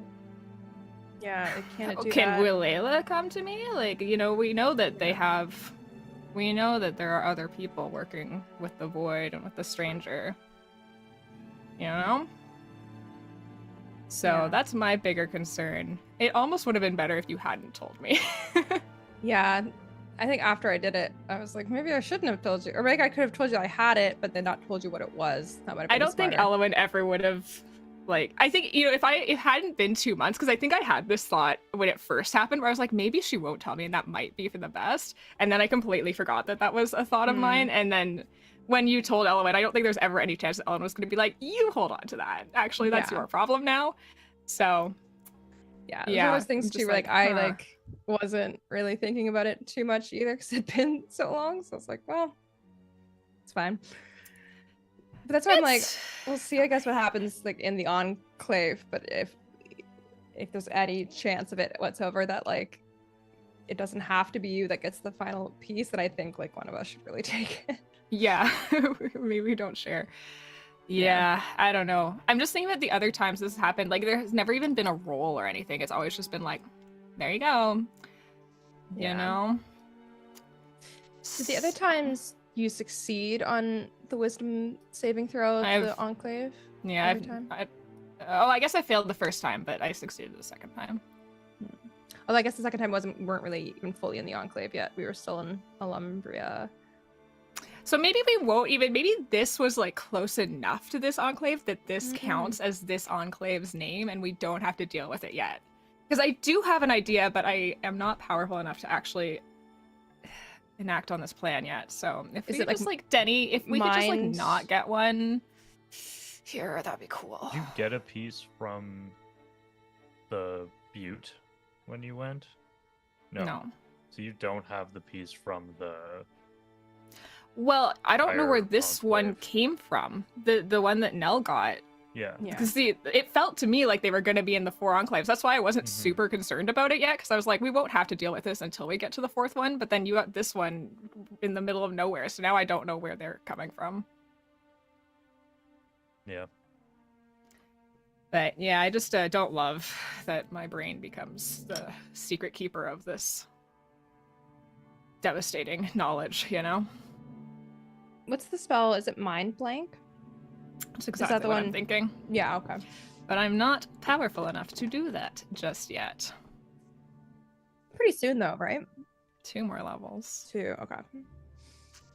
So Yeah. that's Yeah, what I'm saying. If Intellect we don't Fortress, learn though. it here. Yeah, Intellect Fortress. That's a good one. The fuck is Intellect Fortress? It's like another one of those. I don't remember exactly the specifics, but Gives you advantage on saving throws against certain spells that affect your mind. Be very I good. feel like if I we ever have a to lot of fight. these kind of abilities already, but yeah. Yeah, perhaps. it's just baked into the subclass. Yeah, it's a lot of what I do already. Cool. But Well, yes. it's good to have for the next time we fight the stranger. So he Yeah, I doesn't thought it was going to be helpful brain the blast first time. Gideon we- again. Yeah. Gotta true. stay off of That's Street true. Ranger. That was a high level joke. Okay. Alright. Sorry, I'm stressed. yeah. No time. I'm not here for jokes. joking. Yeah. Here Hold on, let me put the funny music back on. This is Yeah, after party, yeah. no fun allowed. I literally cannot like hear it, so that's all good for Me me. neither. But Okay, it's just me. It's going directly into my head. Yeah. yeah, so some more real stuff happens, but Logan's not here, so it doesn't matter. Oh, I like forgot this happened. That was fucked. Rhea's dream with Dooley. Yeah. Well, it's like, why did they have that dream now? And then then we went and fought ourselves, or like had those like moments. A little weird. It's like weird foreshadowing of what was gonna happen, but Yeah. So what the hell's Fuck. going on? I guess it's just because we're close to the enclave, maybe. But Yeah, I'll, But also, I'll, like- I'll tip the hat a little bit, you know. oh, I mean, the fact that the aboleth is here, there was going to be some mindfuckery.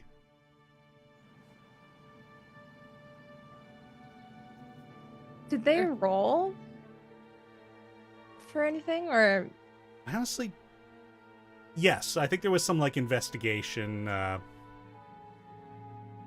do believe there were some rolls, but I don't recall exactly what I got them to roll. did they roll like a wisdom thing to have that dream happen in the first place? No. I think so. I don't remember a saving throw being No. asked for. Because I'm just like, why was it Rhea? You know what I mean? Oh, Some aboleths have environmental actions that Yeah, can but like, just happen around them but why was Rhea the only one that had like a weird dream? You know? because they're the druid, maybe. maybe. What I just had the thought of was the druids making the trial to get to the chamber with the aboleth in it being essentially a simulation of mind control. Fucking genius, by the way. That's way to go, Denny.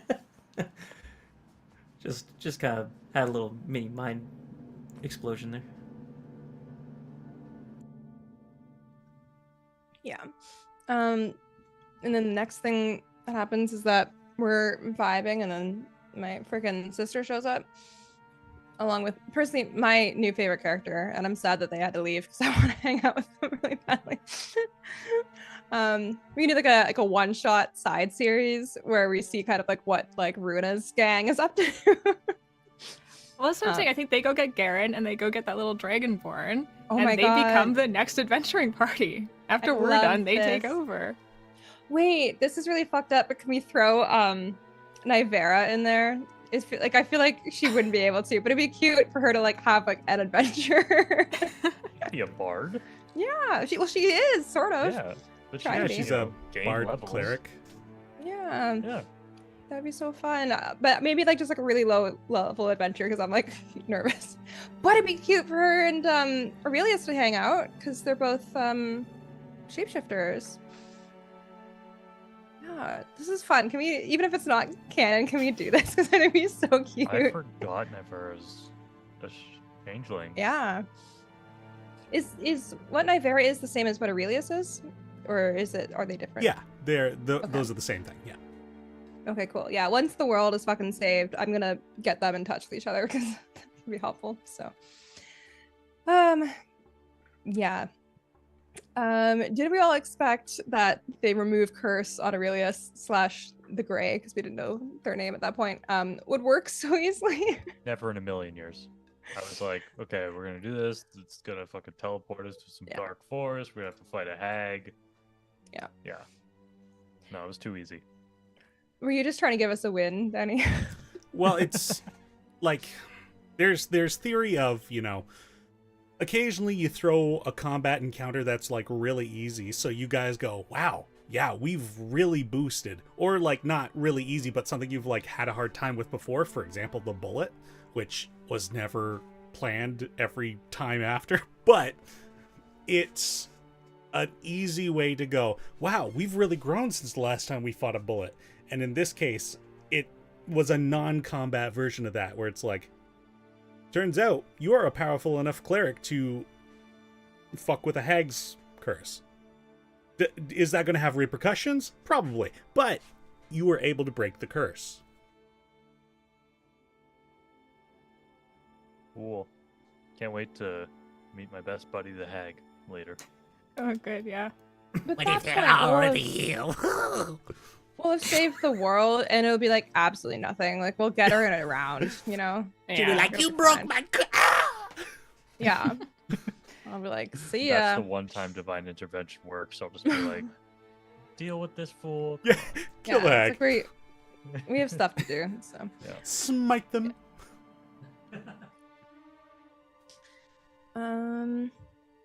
yeah, Danny, you tried to talk with us about this over the break, but we did not let you. So now is your time, your platform. How happy were you that we finally planted those damn beans? Oh my god. I was so happy those beans finally got used. You know what episode that was? It was like episode 23. You've held on to those beans for almost 40 episodes. Yeah. For me, I held on to them out of spite. Straight up. I was angry. Kind of had a bad go of it. The first bean kind of, it didn't go so well. Oh, sorry, the Yeah, second it turned into blue fire. You mean the second bean? The second Yeah, bean. second bean. But for me, it was more just like everyone. It was this timing. Like, oh, you can't be chaotic, but we can be chaotic. It's like, fuck I mean, you. yeah. Fuck these beans. For your arc, it absolutely made sense. But I was like, there's such good things to be had. But honestly, I'm glad it played out the way it did. Like, just the fact that Logan was like, oh yeah, I'm gonna eat these beans. I'm gonna eat all these beans. I'm like, no, Logan, stop. Stop, Logan. Were there any? Because I still have not looked it up. Were there any in particular that you were kind of hoping we would get? The eggs. The eggs. Oh, the eggs. Great. Yeah. Just like, it's not very often you get an opportunity to use like stat changing items. And I was like, I really hope they get these eggs, because that's just fun. Stat changing items is like a boon from a DM. It's like the rules do not allow this, but fuck it. You were getting those stats up, baby. So yeah, that's the ultimate like gift, is an extra stat increase from a DM. And I'm pretty Well, sure. that's 2 now that I have. And I randomly rolled for the bean that resulted in the pink toads that turned into bugbears. I had that in my mind. I was like, it's gonna be like, for the purpose of comedy, something that Runa and Aurelius can fight. And I was like, well, I can't think of anything off the top of my head. Random generator. And I'm pretty sure the first thing was like an ancient dragon. I was like, well, we're not doing that. No, that's a big no. We'll roll Want again. to unleash an ancient dragon into Bugbear. the world? That'll do. That would have been really fucking funny. They only lasted for a minute before they turned into smoke, so it would have been fine. Oh my god. I mean, for the world, it would have been fine. For you guys, it would have been a very bad minute. Yeah, for sure. You gotta take an ancient dragon. What about Well, 8? Oh, For- 8 ancient Yeah, dragons. Each Yeah. toad would turn into... Oh. Yeah, no, we would That's be, like a dragon per person. Yeah. Fire breath doing 120 damage every single 8 times. Yeah. Okay. Yep. Never Yeah. mind. Yeah, I yeah, yeah. rescind. It just turned into a kaiju battle. Just let them fight. Yeah. You hide. Yeah. Them. Just my sick God. them on the flame bat. Ooh, no, that'd be a fun fight. Mm. And Bonsai Billy, my new favorite NPC. Bonsai Billy. Oh my Very gosh. cute. What a hero. Yeah, that result was like, of course, you plant the bean and a treant spawns. It could be friendly or hostile. I had a treant NPC in the last campaign in the Wilder, and this time I was like, okay, well, I don't want to do that, that typical treant type of character. And so as I was describing it, I was like, all right, let's freaking mess with the typical design of it. And so he came out this like weird thumb-shaped tree man with like no foliage, a small little sprout on his head, and twigs for arms and legs. The picture I found for him is so good. Because you said it was like a Zelda thing, so I grabbed like a picture from that. But it perfectly like represents him, and so it makes me so happy to look at him. Yeah, He's just, baby like, D. Kutri. Cute. Yeah, cute little guy. Yeah, I was really glad for those eggs. I'm like stoked. I got to pump 2 stats and that my dex is absolutely fucked now. Woo. Is your deck stat now? It's a -2 modifier. I don't So remember. 7, I believe.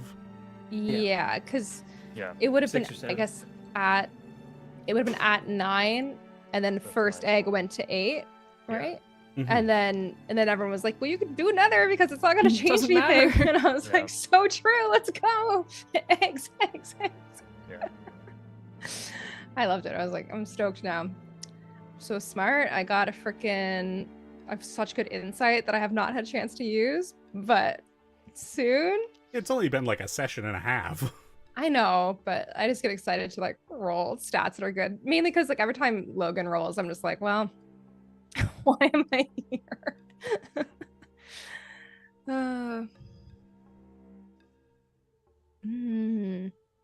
Kumbla is onto something here. Okay, this is back to the stranger name thing. So if Ellen gets the last piece, she tells someone else, Oh. and then we modify memory. But does anyone have that spell? I was saying, I think I'm the only one who can cast that, and I don't know it.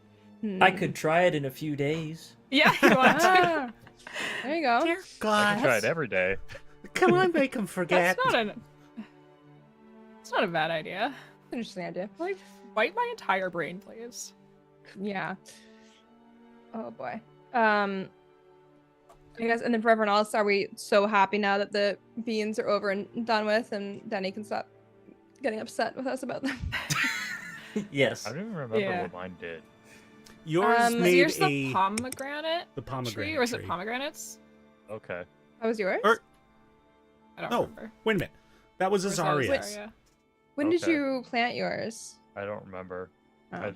I don't Were you the recall bullet? mine. I think it was I- underwhelming. No, I I don't think, think- it was. I was the bullet. No, somebody's was the mummy pyramid. Mine was the mummy pyramid. Yeah. I had a bullet. Oh, then Drax was the eggs, I think. Find the eggs? Yeah, because... No. Abe got eggs, you got Bonsai Billy, Nell got... I got the the bugbears. toads. Or it might be those two swapped around. I don't know. But the last 3 were Nell, Drac, and Abe in this session. Mm. Hell yeah. Sweet. Yeah. All right, I think that's all that happened that episode. Just beans. Beans and eggs. Just beans. Man, that's a better. What did we call this episode? Because beans and eggs feels like a better one. I feel like did we not say that and then it was like shut down? Oh gosh, By the English lakeside, breakfast. because everything happened by the lakeside. Yeah, By the lakeside, yeah.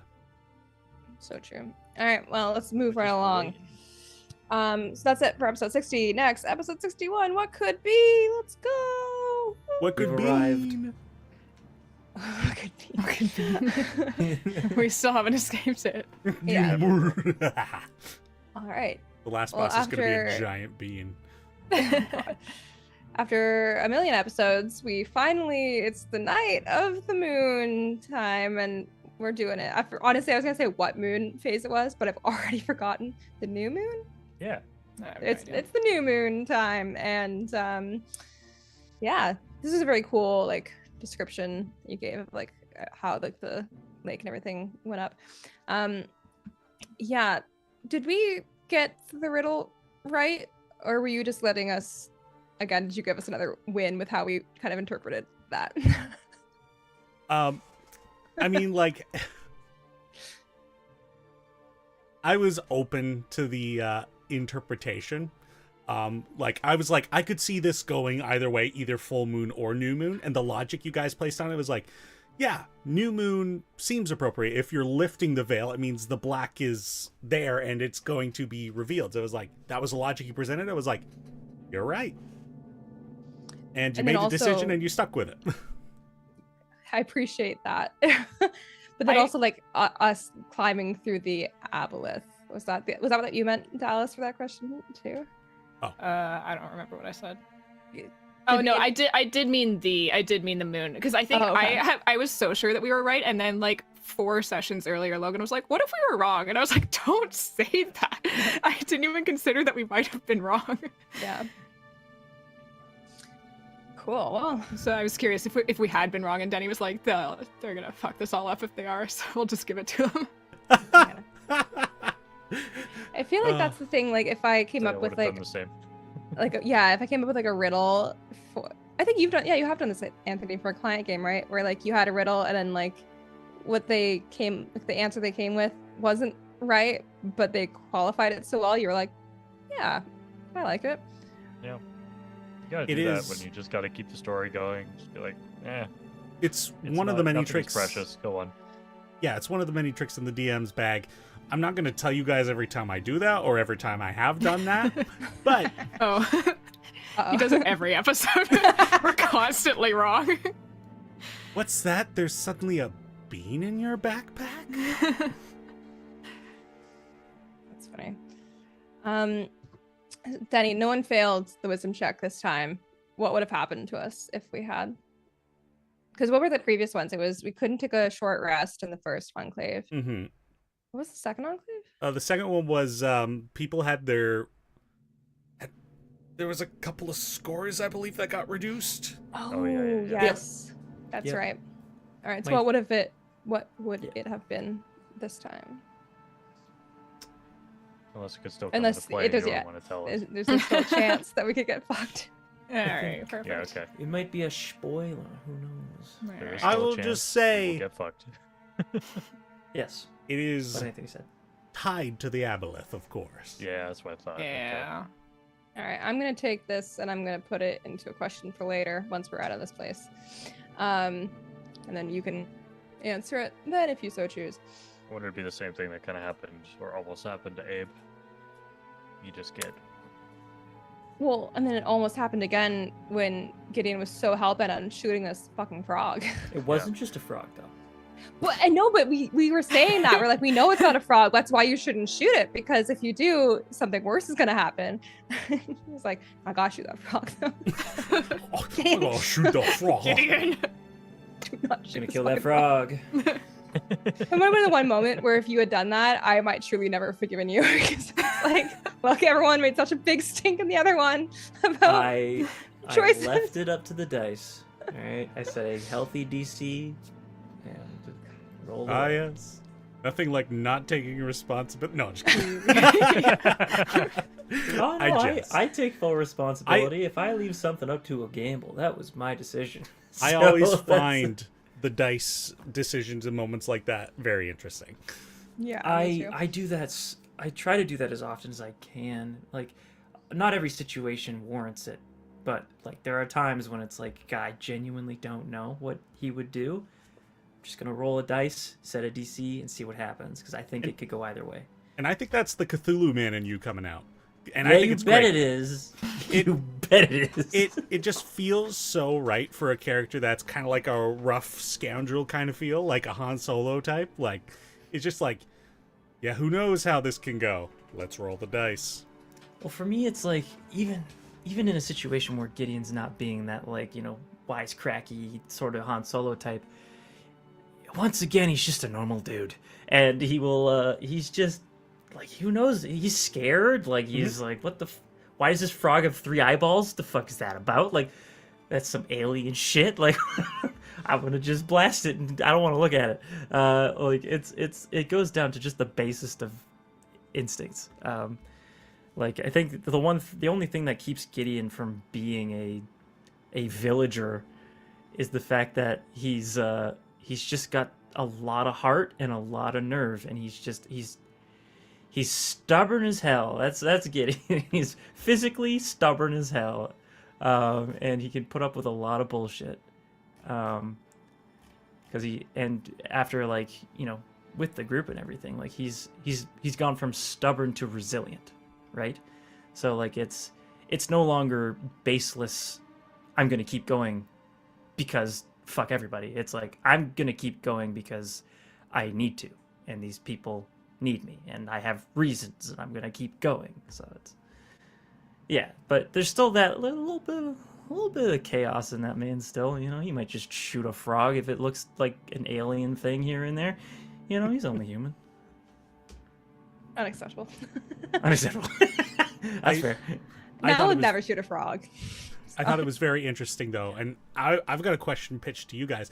What was your reaction after Gideon didn't shoot the frog, that the frog then just shriveled up into a husk? Yikes. Well, I think It's that just a made it frog. very clear that it was not just a frog. Now it's like typical frog behavior. Yeah, obviously. Yeah, that thing was Ever waiting seen a for an frog? opportunity, and then it saw it wasn't gonna get it, so it fucked off to go wait for us down the pathway a little bit. Yeah. Yeah. It's like Same thoughts. massively relieved that it didn't get shot, because I was like, well, that would have been like straight. Like, I think it would have just like either released the aboleth entirely, or like it would have like forced its way into Gideon's mind, which would have been an absolute disaster. So Yeah. yeah, Oh yeah. You have so much diamond dust to rid you of things in your brain, okay? yeah. I'm sorry, dude. Aw, dude. I'm sorry, man. But then we were all saved because the best boy in the whole world showed up. Theseus, the dog mole. Thanks for giving us a little guy just to be our friend. I love him. Yeah, he's So, great. We appreciate the boy. Don't make him evil, or I'll be upset. I think I'm just gonna hit the world. Theseus is the keeper of this enclave. Oh, I really that's hope true. he's not evil. I forgot that. Druids are still asleep because I Really, didn't wake them up. What's with like the keepers of these enclaves? It feels like they've been all over the place. We have a dog mole. Wasn't the last one a Goliath or a storm giant? It was a Giant. storm giant. Yeah. A giant, and then A bird. a bird. Renan No, was a was it- bird. Well, but Renan's a Renan person. was a bird. No, they're a bird that can transform themselves into a person, Okay. but at their Well, root, they're neat. The key- first druid? Yeah. The keeper in with Shizumi was a younger sea elf. Yeah. He Right. was mute. Oh, right. Yeah. They're just kind of like anything, I guess. Yeah. Interesting. I mean, like, it's like they're like relevant to the location that they're in. So that's kind of cool. I want to know like the history of the druids, of like when they were like, it's kind of like Avatar style, like, we're the dirt druids. and then they all go and live in the dirt, and it's like, where are the cloud druids? Let's get Like, to the clouds. Like, how did they decide who was gonna go where, and like how they divided things up? Because it's like really random. They clearly hate each other's company because they're as far Yeah. away apart as they possibly could be. Yeah. And what if it's like someone's born in the dirt druids that like longs for the sea, you know, and wishes they were part of the sea elves? They're like, no, you can't think like that. You're dirt until you die. Well, I mean, that there is Sure. something to say about, like, is tradition, like, good in its entirety? So, like, yeah, I mean, there definitely could be individuals in that kind of background where it's like, yeah, no, clearly some druids probably would have had that calling to travel or go to one of the other enclaves. But until we explore what that culture does in those kind of situations, it's just up for interpretation. Yeah.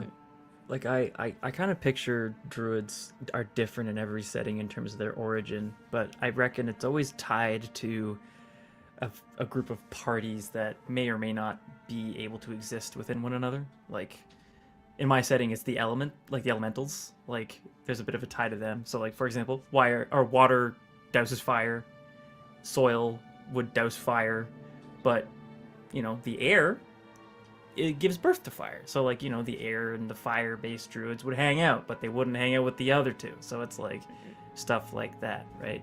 But yeah, kind of like the I don't want to say alliance, but alignment between elements, I guess, could be a thing. But they seem based in like, well, I guess the ones above Darokarth are based with like a dragon, but I don't know what the other ones are based in apart from their location. That's probably some deep druid history shit that we've not read into yet. But there's also like the many-headed dragon thingy and that's going on. And Well, they are all each a dragon. Like each arch druid is a right. dragon. Okay, Yeah. so yeah, it's tied to the different heads, right? Heads of balance. Yeah. So like within the yeah, like they don't exist. Like it's a wheel, right? They just operate at a different point, and they don't really ever meet unless there's an imbalance, right? So like that, I guess that would be the way to look at it. So the druids all come together when the world is super fucked, and then they leave again. Yeah, I mean, I'm just like thinking about being like a young Which is druid really cool. back when things are like not fucked, and just being like, I'd love to see like my distant cousin from this other enclave in like a happy time, and my mom's like, no. Yeah, considering building your next druid character and being like, well, now that we have this culture fleshed out, how do I, a young and edgy teenager, break free of this life? I'm a teenager of 150, and I'm sick of it. And you better believe that I'm ready to have my first kiss. I don't want to be a mud my kid God. anymore. I'm imagining like the dirt druids. I'm like a teen of 150, and I have like acne, but it's like little mushrooms breaking out. Don't look at So me. cute. Isn't it cute though? I don't want to eat mud cake and sniff out mushrooms anymore. I want to see the Bad. sky. You've been doing this for years and years, and you're gonna keep doing it. Oh my god. Oh, I love this person already. No arguments. Oh. So I guess to circle back to finish what I was capping off there, I guess they're just tied to forces and whatever important forces are in the world and how they interact. Yeah, that makes sense. I got chicken nuggets. Yes, Bezius. How dare you? Yeah, best boy had family, but they left. So Bezius is the last one here because they had a job to do. But yeah, he took us to where the knowledge is kept, and we got to see a bit of like kind of how they record their history, which is very similar to Darokarth, but also elements of like some Varmhall action there. Maybe they had cushions on the ground, so pretty much exactly the same. And only Varmhall has cushions. Yeah, no one else is doing it like that. Well, we don't have those anymore because they probably got destroyed by the True. Damn, rock. So that sucks. we It was had actually the cushions. druids. They're like, nobody else has cushions. No one else has cushions. But yeah, so the aboleth has been there for close to a millennia. That's exciting. And this specific cast of druids is more warrior-like, and there's some stuff of them like fighting various abominations, which gave me like the old Malden tingle, because I was like, whoa, that like there was like a whole sect of them that were like the great hunters, right? So Dang. people love to divide themselves up into groups. If I can tell you Adam, something, do you think people there's like a throughway there? organization. What did you say, Anthony? Adam, do you think there's a throughway there? Do you think it's connected? I don't know. I mean, considering the connections between Vishtak and the druids, it's certainly possible. Mm-hmm. So interesting. Like, we didn't talk about that at all when we were Yeah. working on Malden and stuff, so... Malden, we've learned like it's not fully a god, right? Or like wasn't originally or something. So I'm wondering like what if like Malden's like a really like ascended druid or something. I don't know. Anyways, We're still missing a dragon head, right? well, we think it's a stranger, don't we? We Yeah. think it could be, but It could be Malden too, I guess. Lots of people could be a dragon secretly. And there was still that freaking eagle thing with Malden. What the hell is that about? That's my number one thing that I'm excited for the campaign to end, because I want to know what the fuck that means. I'm like, what are you? Anyways, yeah, the hieroglyphs on the wall also kind of show us like what to expect from progressing further, which is going down the creepy well and like having this spiritual experience of facing ourselves. When that little tidbit was dropped, what did everyone think was about to happen? What was everyone expecting? Oh, we I were thought it going was to gonna fight be a like, party there's of gonna- adventurers. Yeah. We were gonna do like a mirror fight. Yeah. Or like, yeah, like simulacrums or something. That's what I Yeah. was thinking. I Having- was expecting an Armani Kane encounter. I know that.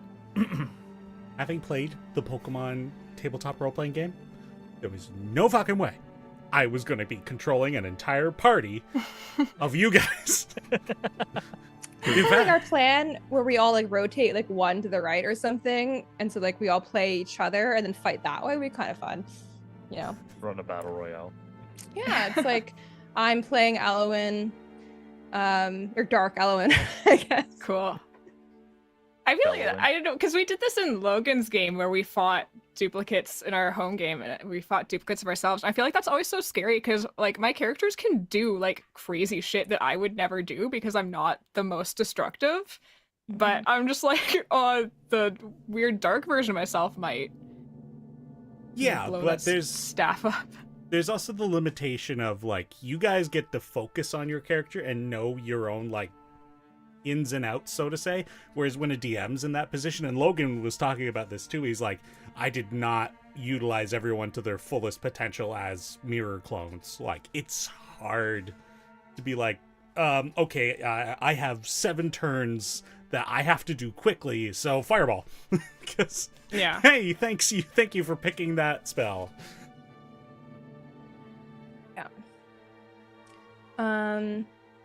Yeah, all right, so we descend.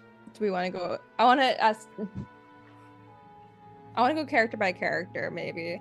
So first up was Abe. I'm gonna say, how did you feel about what happened in that scene? The overarching question for Denny is, how did you decide what to do for each character?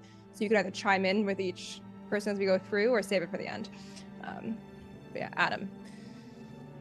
It was definitely interesting bringing up the question of like Pascalis' legacy, because I'm, other than the group that we're part of and like Charity, nobody knows that Abe was Pascalis. So like,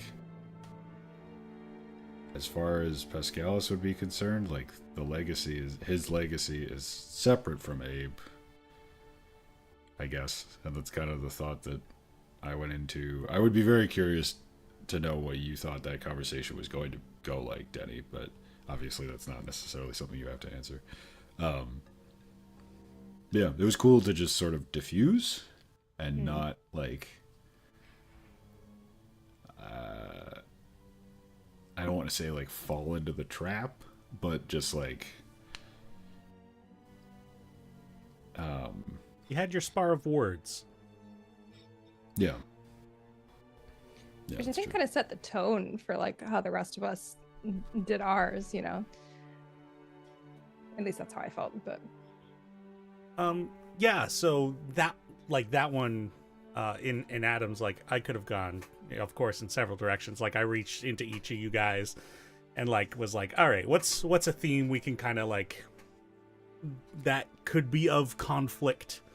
So like it could have been Malden, it could have been like your tie to your commitment to saving the world and that time frame. And I kind of went for this one because it was like, well, if somebody went, oh, I have a legacy of glory that I could just easily attach myself to and reap the benefit of, that's who's going to dispute me. And even if they do attempt to dispute that, it's technically true. So like it's that kind of like temptation of,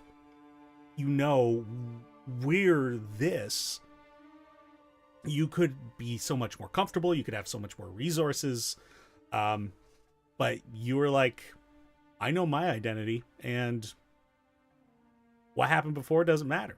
It's what that was going forward. And it's like, yeah, I really like that perspective. And it's also fun too, I think, in between you and I, because we both played in that previous campaign, that there's a lot of history that we are both aware of. And you're like, you get the opportunity to, do you go to the nostalgia or do you embrace what you're doing now? And of course, it just makes more sense to, play the character you're playing. But I very much enjoyed that interaction. Yeah, it was super cool. then Logan's not here to comment, but just for recapping for the audience, Steak had very intense conversation with Ria's siblings about like wanting to go into the darkest heart. Yeah, that was super cool. Just like hearing Ria being like, yeah, like I thought about doing it too, but like, no, I can't do it to the people there. And I was like, yay. And so began the legacy of me forgetting all the NPC names. Yeah, I mean, for that section, even though they had been said like at least once during that conversation, I immediately forgot them and how to spell them. So I was just like, the brother, the sister did this. It's fine. Cool. Yeah, mine was Carjack. I wanted to stab him so bad. This is one of those things too, where like I sometimes get really nervous for one-on-one stuff because it's like, ooh, what's gonna happen? And then after the fact, I'm like, oh, I had so many other things that I could have said, and this definitely happened during that. So it's like, oh, I had other things to say to him. But oh well, it's fine. Now, I'm curious for you, Kardrek being one of these legacy characters like I was mentioning, what are your thoughts on that? I seem to have paired him with you as opposed to one of the other players who know the previous game, or like in the case of Gideon, like probably has a more tied to story with Kardrak, but like this connection to you is a bit more fresh. I mean, it was loosely there, but now it feels more concrete. Yeah, like I think I wouldn't have expected it like if everything at Farm Hall hadn't happened. Like I was obviously like have been like pissed at him like throughout, just because I'm like, who is this guy? This is so annoying. Like he's been really like fucking with our shit the whole time. But like that for me, I think would have been the first time I'd seen him as well. No, we saw him at the fire. Never mind, that's not true. But like, yeah, I think I assumed you brought him in, or like in game, like my brain or whatever, how it works, like manifested him because of like the 2 episodes prior where I was like, if I ever see him, like I'm gonna fucking like tear up limb from limb or whatever. So I assume that was why you grabbed him for this. But yeah, it is interesting, I guess. Like there are people who like maybe feel like they have higher stakes, but yeah. Yeah, the emotional bond and that temptation, that's what a lot of these things were. It was like the temptation. Yeah. Why didn't you have us roll throughout? Like, why was it just left purely to like role playing for it? It was, well, yeah, you were facing yourselves. Like, you either know how to navigate yourselves or you give in to the temptation that is you. There's no check for that. That's you making a decision. So I had no roles in this section. So here's, I'm assuming I might have to save this for like an end of campaign question, but like, I don't know what would have happened if I had like stabbed him or something, you know? Yeah, well, I'll save that for the end of the campaign. Okay, I'll add it in. Was it always, like, I guess you probably haven't been planning this far ahead, but like if I hadn't like felt like that rage previously for Kardrak, would that still have been who was like spawned? No, probably not. Who would have been? I'm curious. Or you can also not tell me, it's fine. Yeah, I probably would have dug through many different other options. But Kardrak was like the first thing to the front of my mind. It was like, yeah, right now this makes sense. Yeah, I love it. Like there could have been Sarze ties, could have been more like magical insecurity, like having to deal with wider spread similar events to your like freezing your family. Right. I could have even framed it like you caused the Balesville event.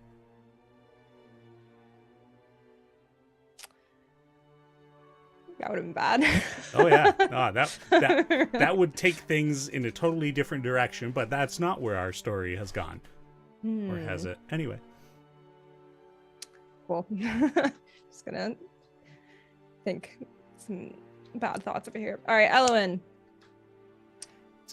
Yeah, I mean, I think that's exactly a lot more what I was imagining this was going to be. I feel like I went into this so hot because I was like, all right, fucking stranger, let's do this. You ready? You want to go? I'm ready for this, you know? And so I think I was like, the like mundaneness of what this actually ended up being was like even worse, really, you know? And I feel like you were saying, Christy, I feel like you end these things and you're like, oh, there's so much more I could have said and so much more I could have done. And I was like annoyed with myself a little bit because I was like, I really like didn't interact with her at all. I was like, I'm not interested in having this conversation.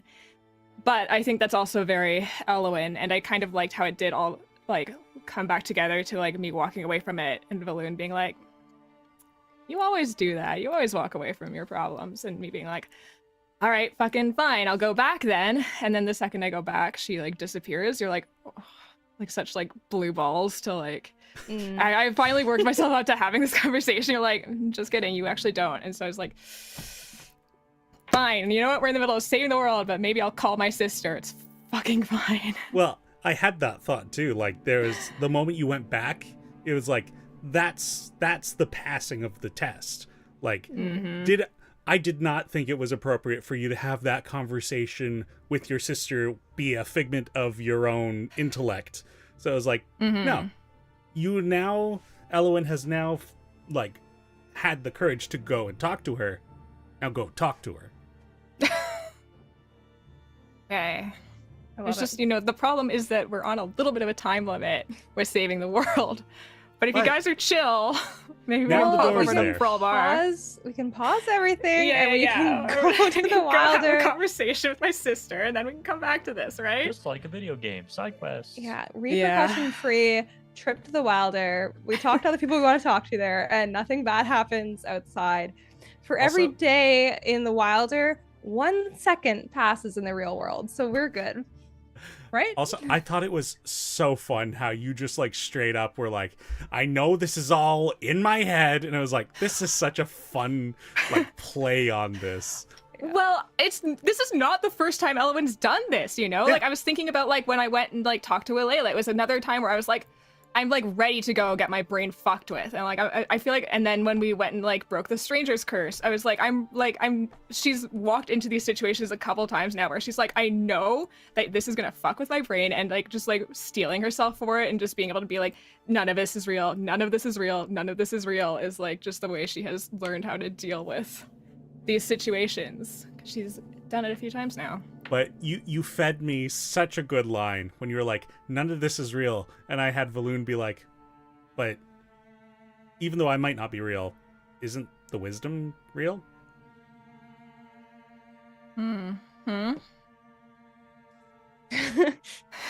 Yeah. I was just thrilled. Oh, it was just so fun to have such an intellectual bout.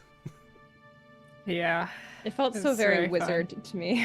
Yeah, and in a way, the passing of your test was to lose. Yeah. Because you did not do the thing you wanted to do. You did the thing that you came to realize is the right thing to do. Or at least healthier. Yeah. Yeah. Yeah. I don't know. I feel like I spent like most of Nell's time thinking about all the things you could throw at me, and I wasn't really ready to deal with that. Yeah.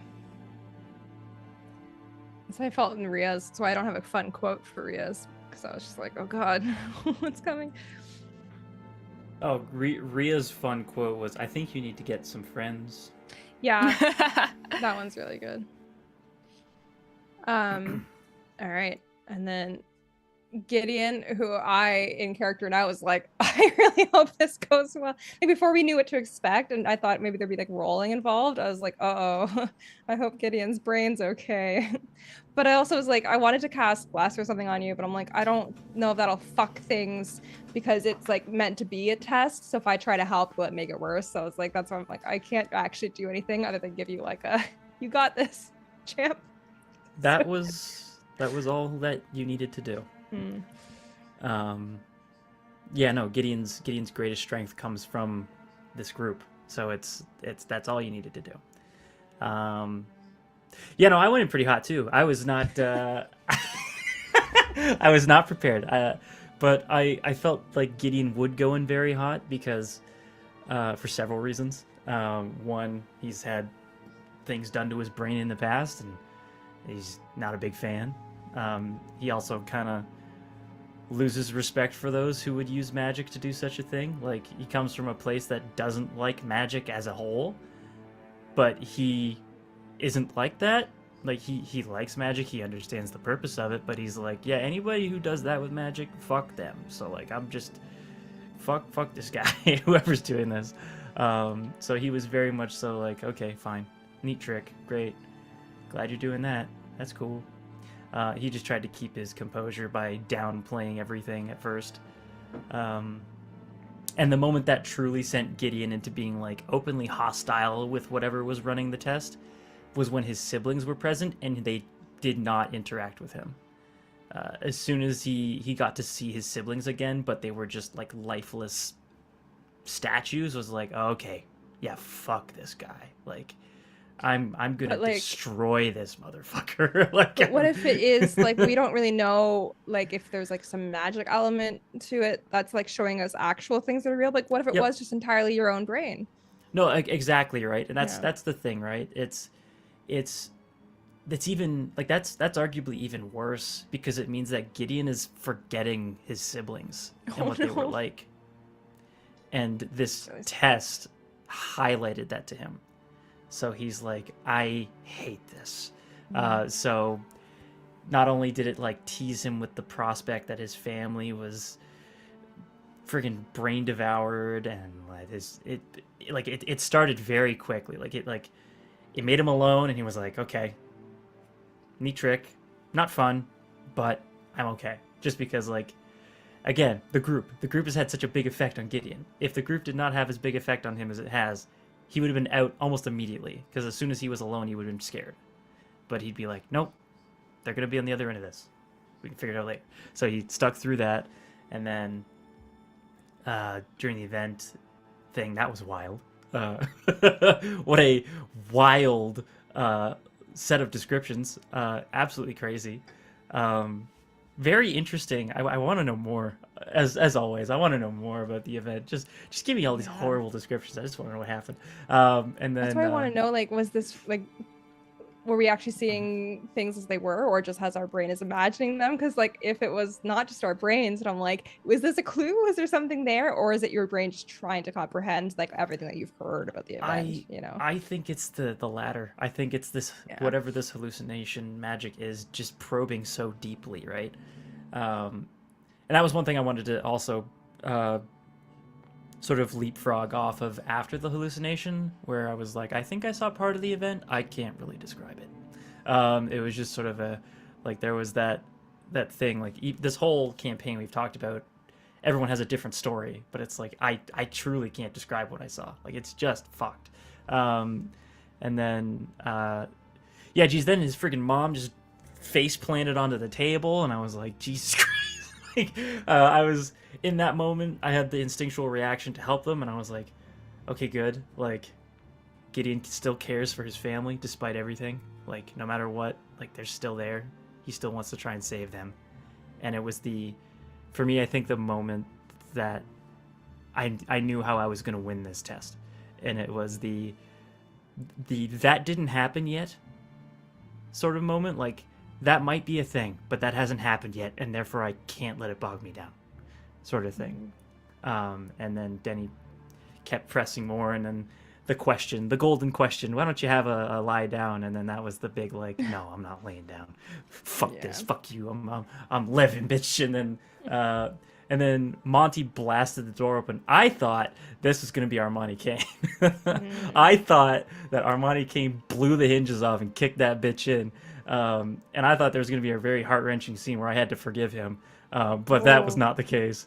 And then, but I was super glad that it was Monty too, because it was like, even in this like dream hell, like Monty's got my back. Like he's still there because he had kids back during his childhood. So Monty's got kids back even in this place. And then, then Hildy had like a beautiful little reunion with Hildy, and then. And I called it. It was great. It was fucking awesome, Denny. It was fucking great. Yeah. It blew my damn mind, dude. It was great. And I blew your mom's mind, too. You did. In-game. Yeah. Oh, dude, I got... And I blew your mom, too. Okay, one moment that, like, really fucking unsettled me, like, truly, was when the brain popped out of my mom's head, and then it talked to me in my mother's voice. That was like... Oh, well, like I was like, I'm like, Ryan's up. I get to do the horror stuff, like you get to blown. go full ass, dude. Send it. I'm like, that was some good ass horror right there. That's true, like nightmare. Like I would have had that nightmare like in real life. Like, oh, that's awful. Thank you. Yeah. But yeah, no, just like the perfect Gideon nightmare. Like truly. Well done. It was a lot of fun. Hell yeah. And finally, truly haunting, Drax's interaction with like Void Boss or whatever the fuck was going on there. Yeah, like I mentioned it earlier in the stream, but yeah, if this is real, that's real bad. If he's just, taking the power of the Void and putting it inside of him. So that was a fun little potential sneak peek into what's real, into what could be. Hey. But this is the one that I'm like Hey. the most like, was there anything that you already knew in character that would have made this something that your brain could have come up with? Or was that completely like new to Drac? I think that's all new. Like maybe that was like the manifestation of Boz being like, like a nemesis almost. Yeah, it's like, what does a nemesis mean in the context of your quest, right? Yeah.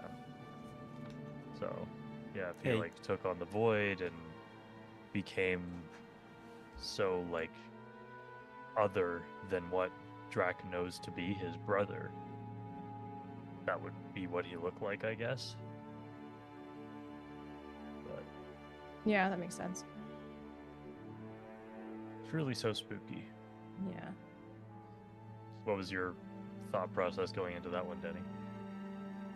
Well, I knew that your big internal conflict is, of course, with your brother. I've when I go to Drac, like, the balance is the big thing. It's like, this is the theme of Drac. This is also the theme of the game as it has shaped out. And it's like, who's the counterbalance, or at least the pressure to become the counterbalance? It's Baz.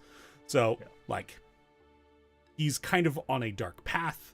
It's like, okay, well, what is the worst that path could become? And it's like, well, embracing the void. Like, being so sure of his quest, his goal, that he is like, you are antithesis to what I need to do, so unless you help me, you're throwing off the balance. Yeah. It's not real. It's not real. Okay. Yeah, totally not real. Not real. I believe you. It would be so upsetting, but so sick to see Void Boz for Yeah. real and fight Oh him. yeah. Mm-hmm.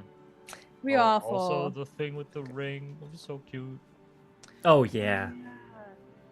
The Oh, little baby Boz voice in the ring. yeah. Put me on, keep me close. I thought that was That's so nice. sweet. Yeah, it was nice.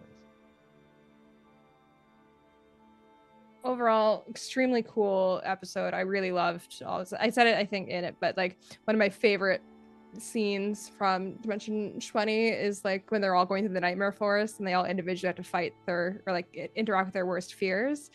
And it felt like that. It was so cool. He's good. Gokek. Romance partner. You should be careful. I love that no one can do that accent. Yeah, it's so I still haven't watched the indecipherable. second season. Oh, my you really need God. to. It's so Rough. good. Oh. Yeah. What was I gonna say? Oh, the question. Stroked on a bunch of cat hair that's flying at me. It's constantly there. You can't avoid Yeah. it. The question I had from before, we were talking about like what we're about to fight. Now it's like, ooh, like, is it actually the aboleth, or is it some creature that he's now possessed, like the frog? Hmm. So that'll Big be frog? interesting. Well, like obviously it's bigger because we're hearing like loud like explosions or whatever, but like, is it actually the aboleth, or because if when Like- he possessed the frog, he had 3 eyes? So True. It's not the aboleth, right? The skeletons in Yeah. the lake. Yeah. so like, what did he possess? Like, what's What down if it's here? like a rat king, but it's made of frogs? Frog king. God, that'd be so upsetting. I wouldn't want to kill them. They'd be too- Surprise, it's actually a Tiger King. Oh no. That's such an obscure reference to me. It's only 4 years old. Oh boy. Whew. Well, that was a hefty. that was a hefty load that we just slogged through in terms of episodes. I'm so sorry. The show You're is really not not making it better. good for children. Oh no, it's not. Yeah, I'm not gonna do a fun question because we just did 4 episodes and I'm tired. So yeah. I have one question, if that's okay. I'm so Ryan, sorry. if it's not under 5 minutes, you're dead to me. Go ahead. I'm sorry. So, after all of the visions happened, was anybody else just like fucking dead? So like when we had like that very brief encounter of just us talking after the visions, like we were all so quiet. Oh yeah. So, I think like, everyone was a little I was dead. like, was Yeah. anybody fucking toasted? Because I was like, oh my god, I'm so fucking I mean, that toasted. was end of session, and also like in the space of our characters, we all just saw some raw shit. So, Yeah. oh, and Ryan's just breaking his microphone. Now what are you gonna eat nuggets with? As the leading expert in breaking things, no, yeah, I was toasted. I was Yeah. fried. I mean, I was like, shall we? there's been a lot of episodes like that where like if something emotional like happens, like that's maybe like specific to your character, or just like really intense in general. Like the moment it's done, in my mind, I'm like, the episode needs to end now. Yeah, I'm actually tired now. And then sometimes like it doesn't, like it's another hour, and I'm like, but I've decided that Yeah. I've gone through what I need to go through, and I would like to leave now. I've ended. Yeah. It'd be really like funny if just like, okay, well, you guys can like figure out what's happening. I am gonna go to bed though, so have fun with the rest of the app. I also want to add, I had so much fun with like flavoring the getting you guys alone into the bottom of the rope. That was yeah, that was So fun. cool. It was Just like really seeing cool. I how could really each of picture you it. responded to being alone. Yeah. Very cool. It's kind of like, it was like nice to like know in character, like kind of what to expect. Because it would have been scary if we were just like, okay, here we go, rope, everyone, let's go. And then we get to the bottom and like, where did you go? What's That's- happening? Well, I think Abe kind of had that experience, right? Like he didn't really know that we were getting Well- split up. As the Yep. first one down, yeah. He had to Yeah. break the Well, ice. I guess it depends. Like, because we knew we were facing ourselves, and then like we saw the hieroglyphs. Like, Yeah. we weren't entirely. I guess it depends if Adam had any idea that he was going to be separated or not. I think after we saw the hieroglyph, I was like, okay, yeah, this is not going to be, you know, a party versus party or a player versus player. Yeah. Or player character versus player character. Yeah, it was just kind of like, okay, this is... And, you know, Abe trusts the rest of the group. If he can't see them and doesn't know where they are, that doesn't mean they're gone. That just means they're doing something. And your axe will get to taste battle in the next session. Yep, I'm scared. Can you imagine we just feels stand in like the it's been a doorway for while. 4 hours? I simply won't allow it. I will Leroy Jenkins if we take too long. Was our last? Quick, was our go! last There fight goes the healer! stranger? God damn it, Leroy. Did you say? Was No? our last fight the stranger? Has that been how long it's been? Yeah, last fight was Roughly, Yeah, I mean, guess if Yeah. count there was the one demon that we ran off of Runa.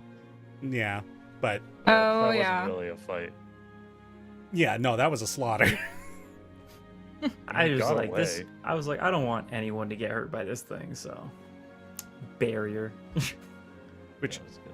that was so cool. Yeah, I was really hoping that. I'm glad I item gave you would that. Be used eventually. Yeah. Oh, I'm we were gonna so use much the better at that than shit you. out of it. You have no idea. Great. Glad that we kept it and didn't sell that. 'Cause I'm like, Oh, it has yeah. a lot of good uses. So Also, I like that I flavored it like the what is it called? The Hellraiser box. Yeah, I can't. There's a name for it. Oh, what's it called? Oh, The Millennium. move on. I'm gonna figure this out. all right. Well, Ryan Figure will it let out you off know. stream. Oh, my cat's gone. Okay. Ryan will let you know what it is at our next session, which is happening here on YouTube Sunday, February 18th at 6 p.m. Eastern. So thank you so much, everyone, for hanging out with us as we discussed all 4 of these episodes. Woo, woo, woo. It's the lament configuration. No, Ryan, I told them already.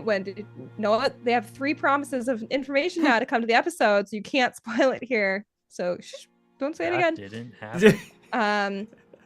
But yes, if for future episodes you have any questions about Play Dicey that you would like answered, join us on Discord. We have a whole channel just for that. But also in the moment, you can join us here in chat and we will answer them live as well. So that is all for us. And we invite you to join us next time on Play Dicey After Party. Goodbye. What was the funny thing we were making fun of Denny for recently? Babine? Belie. Belie, yeah. Belie. Belie.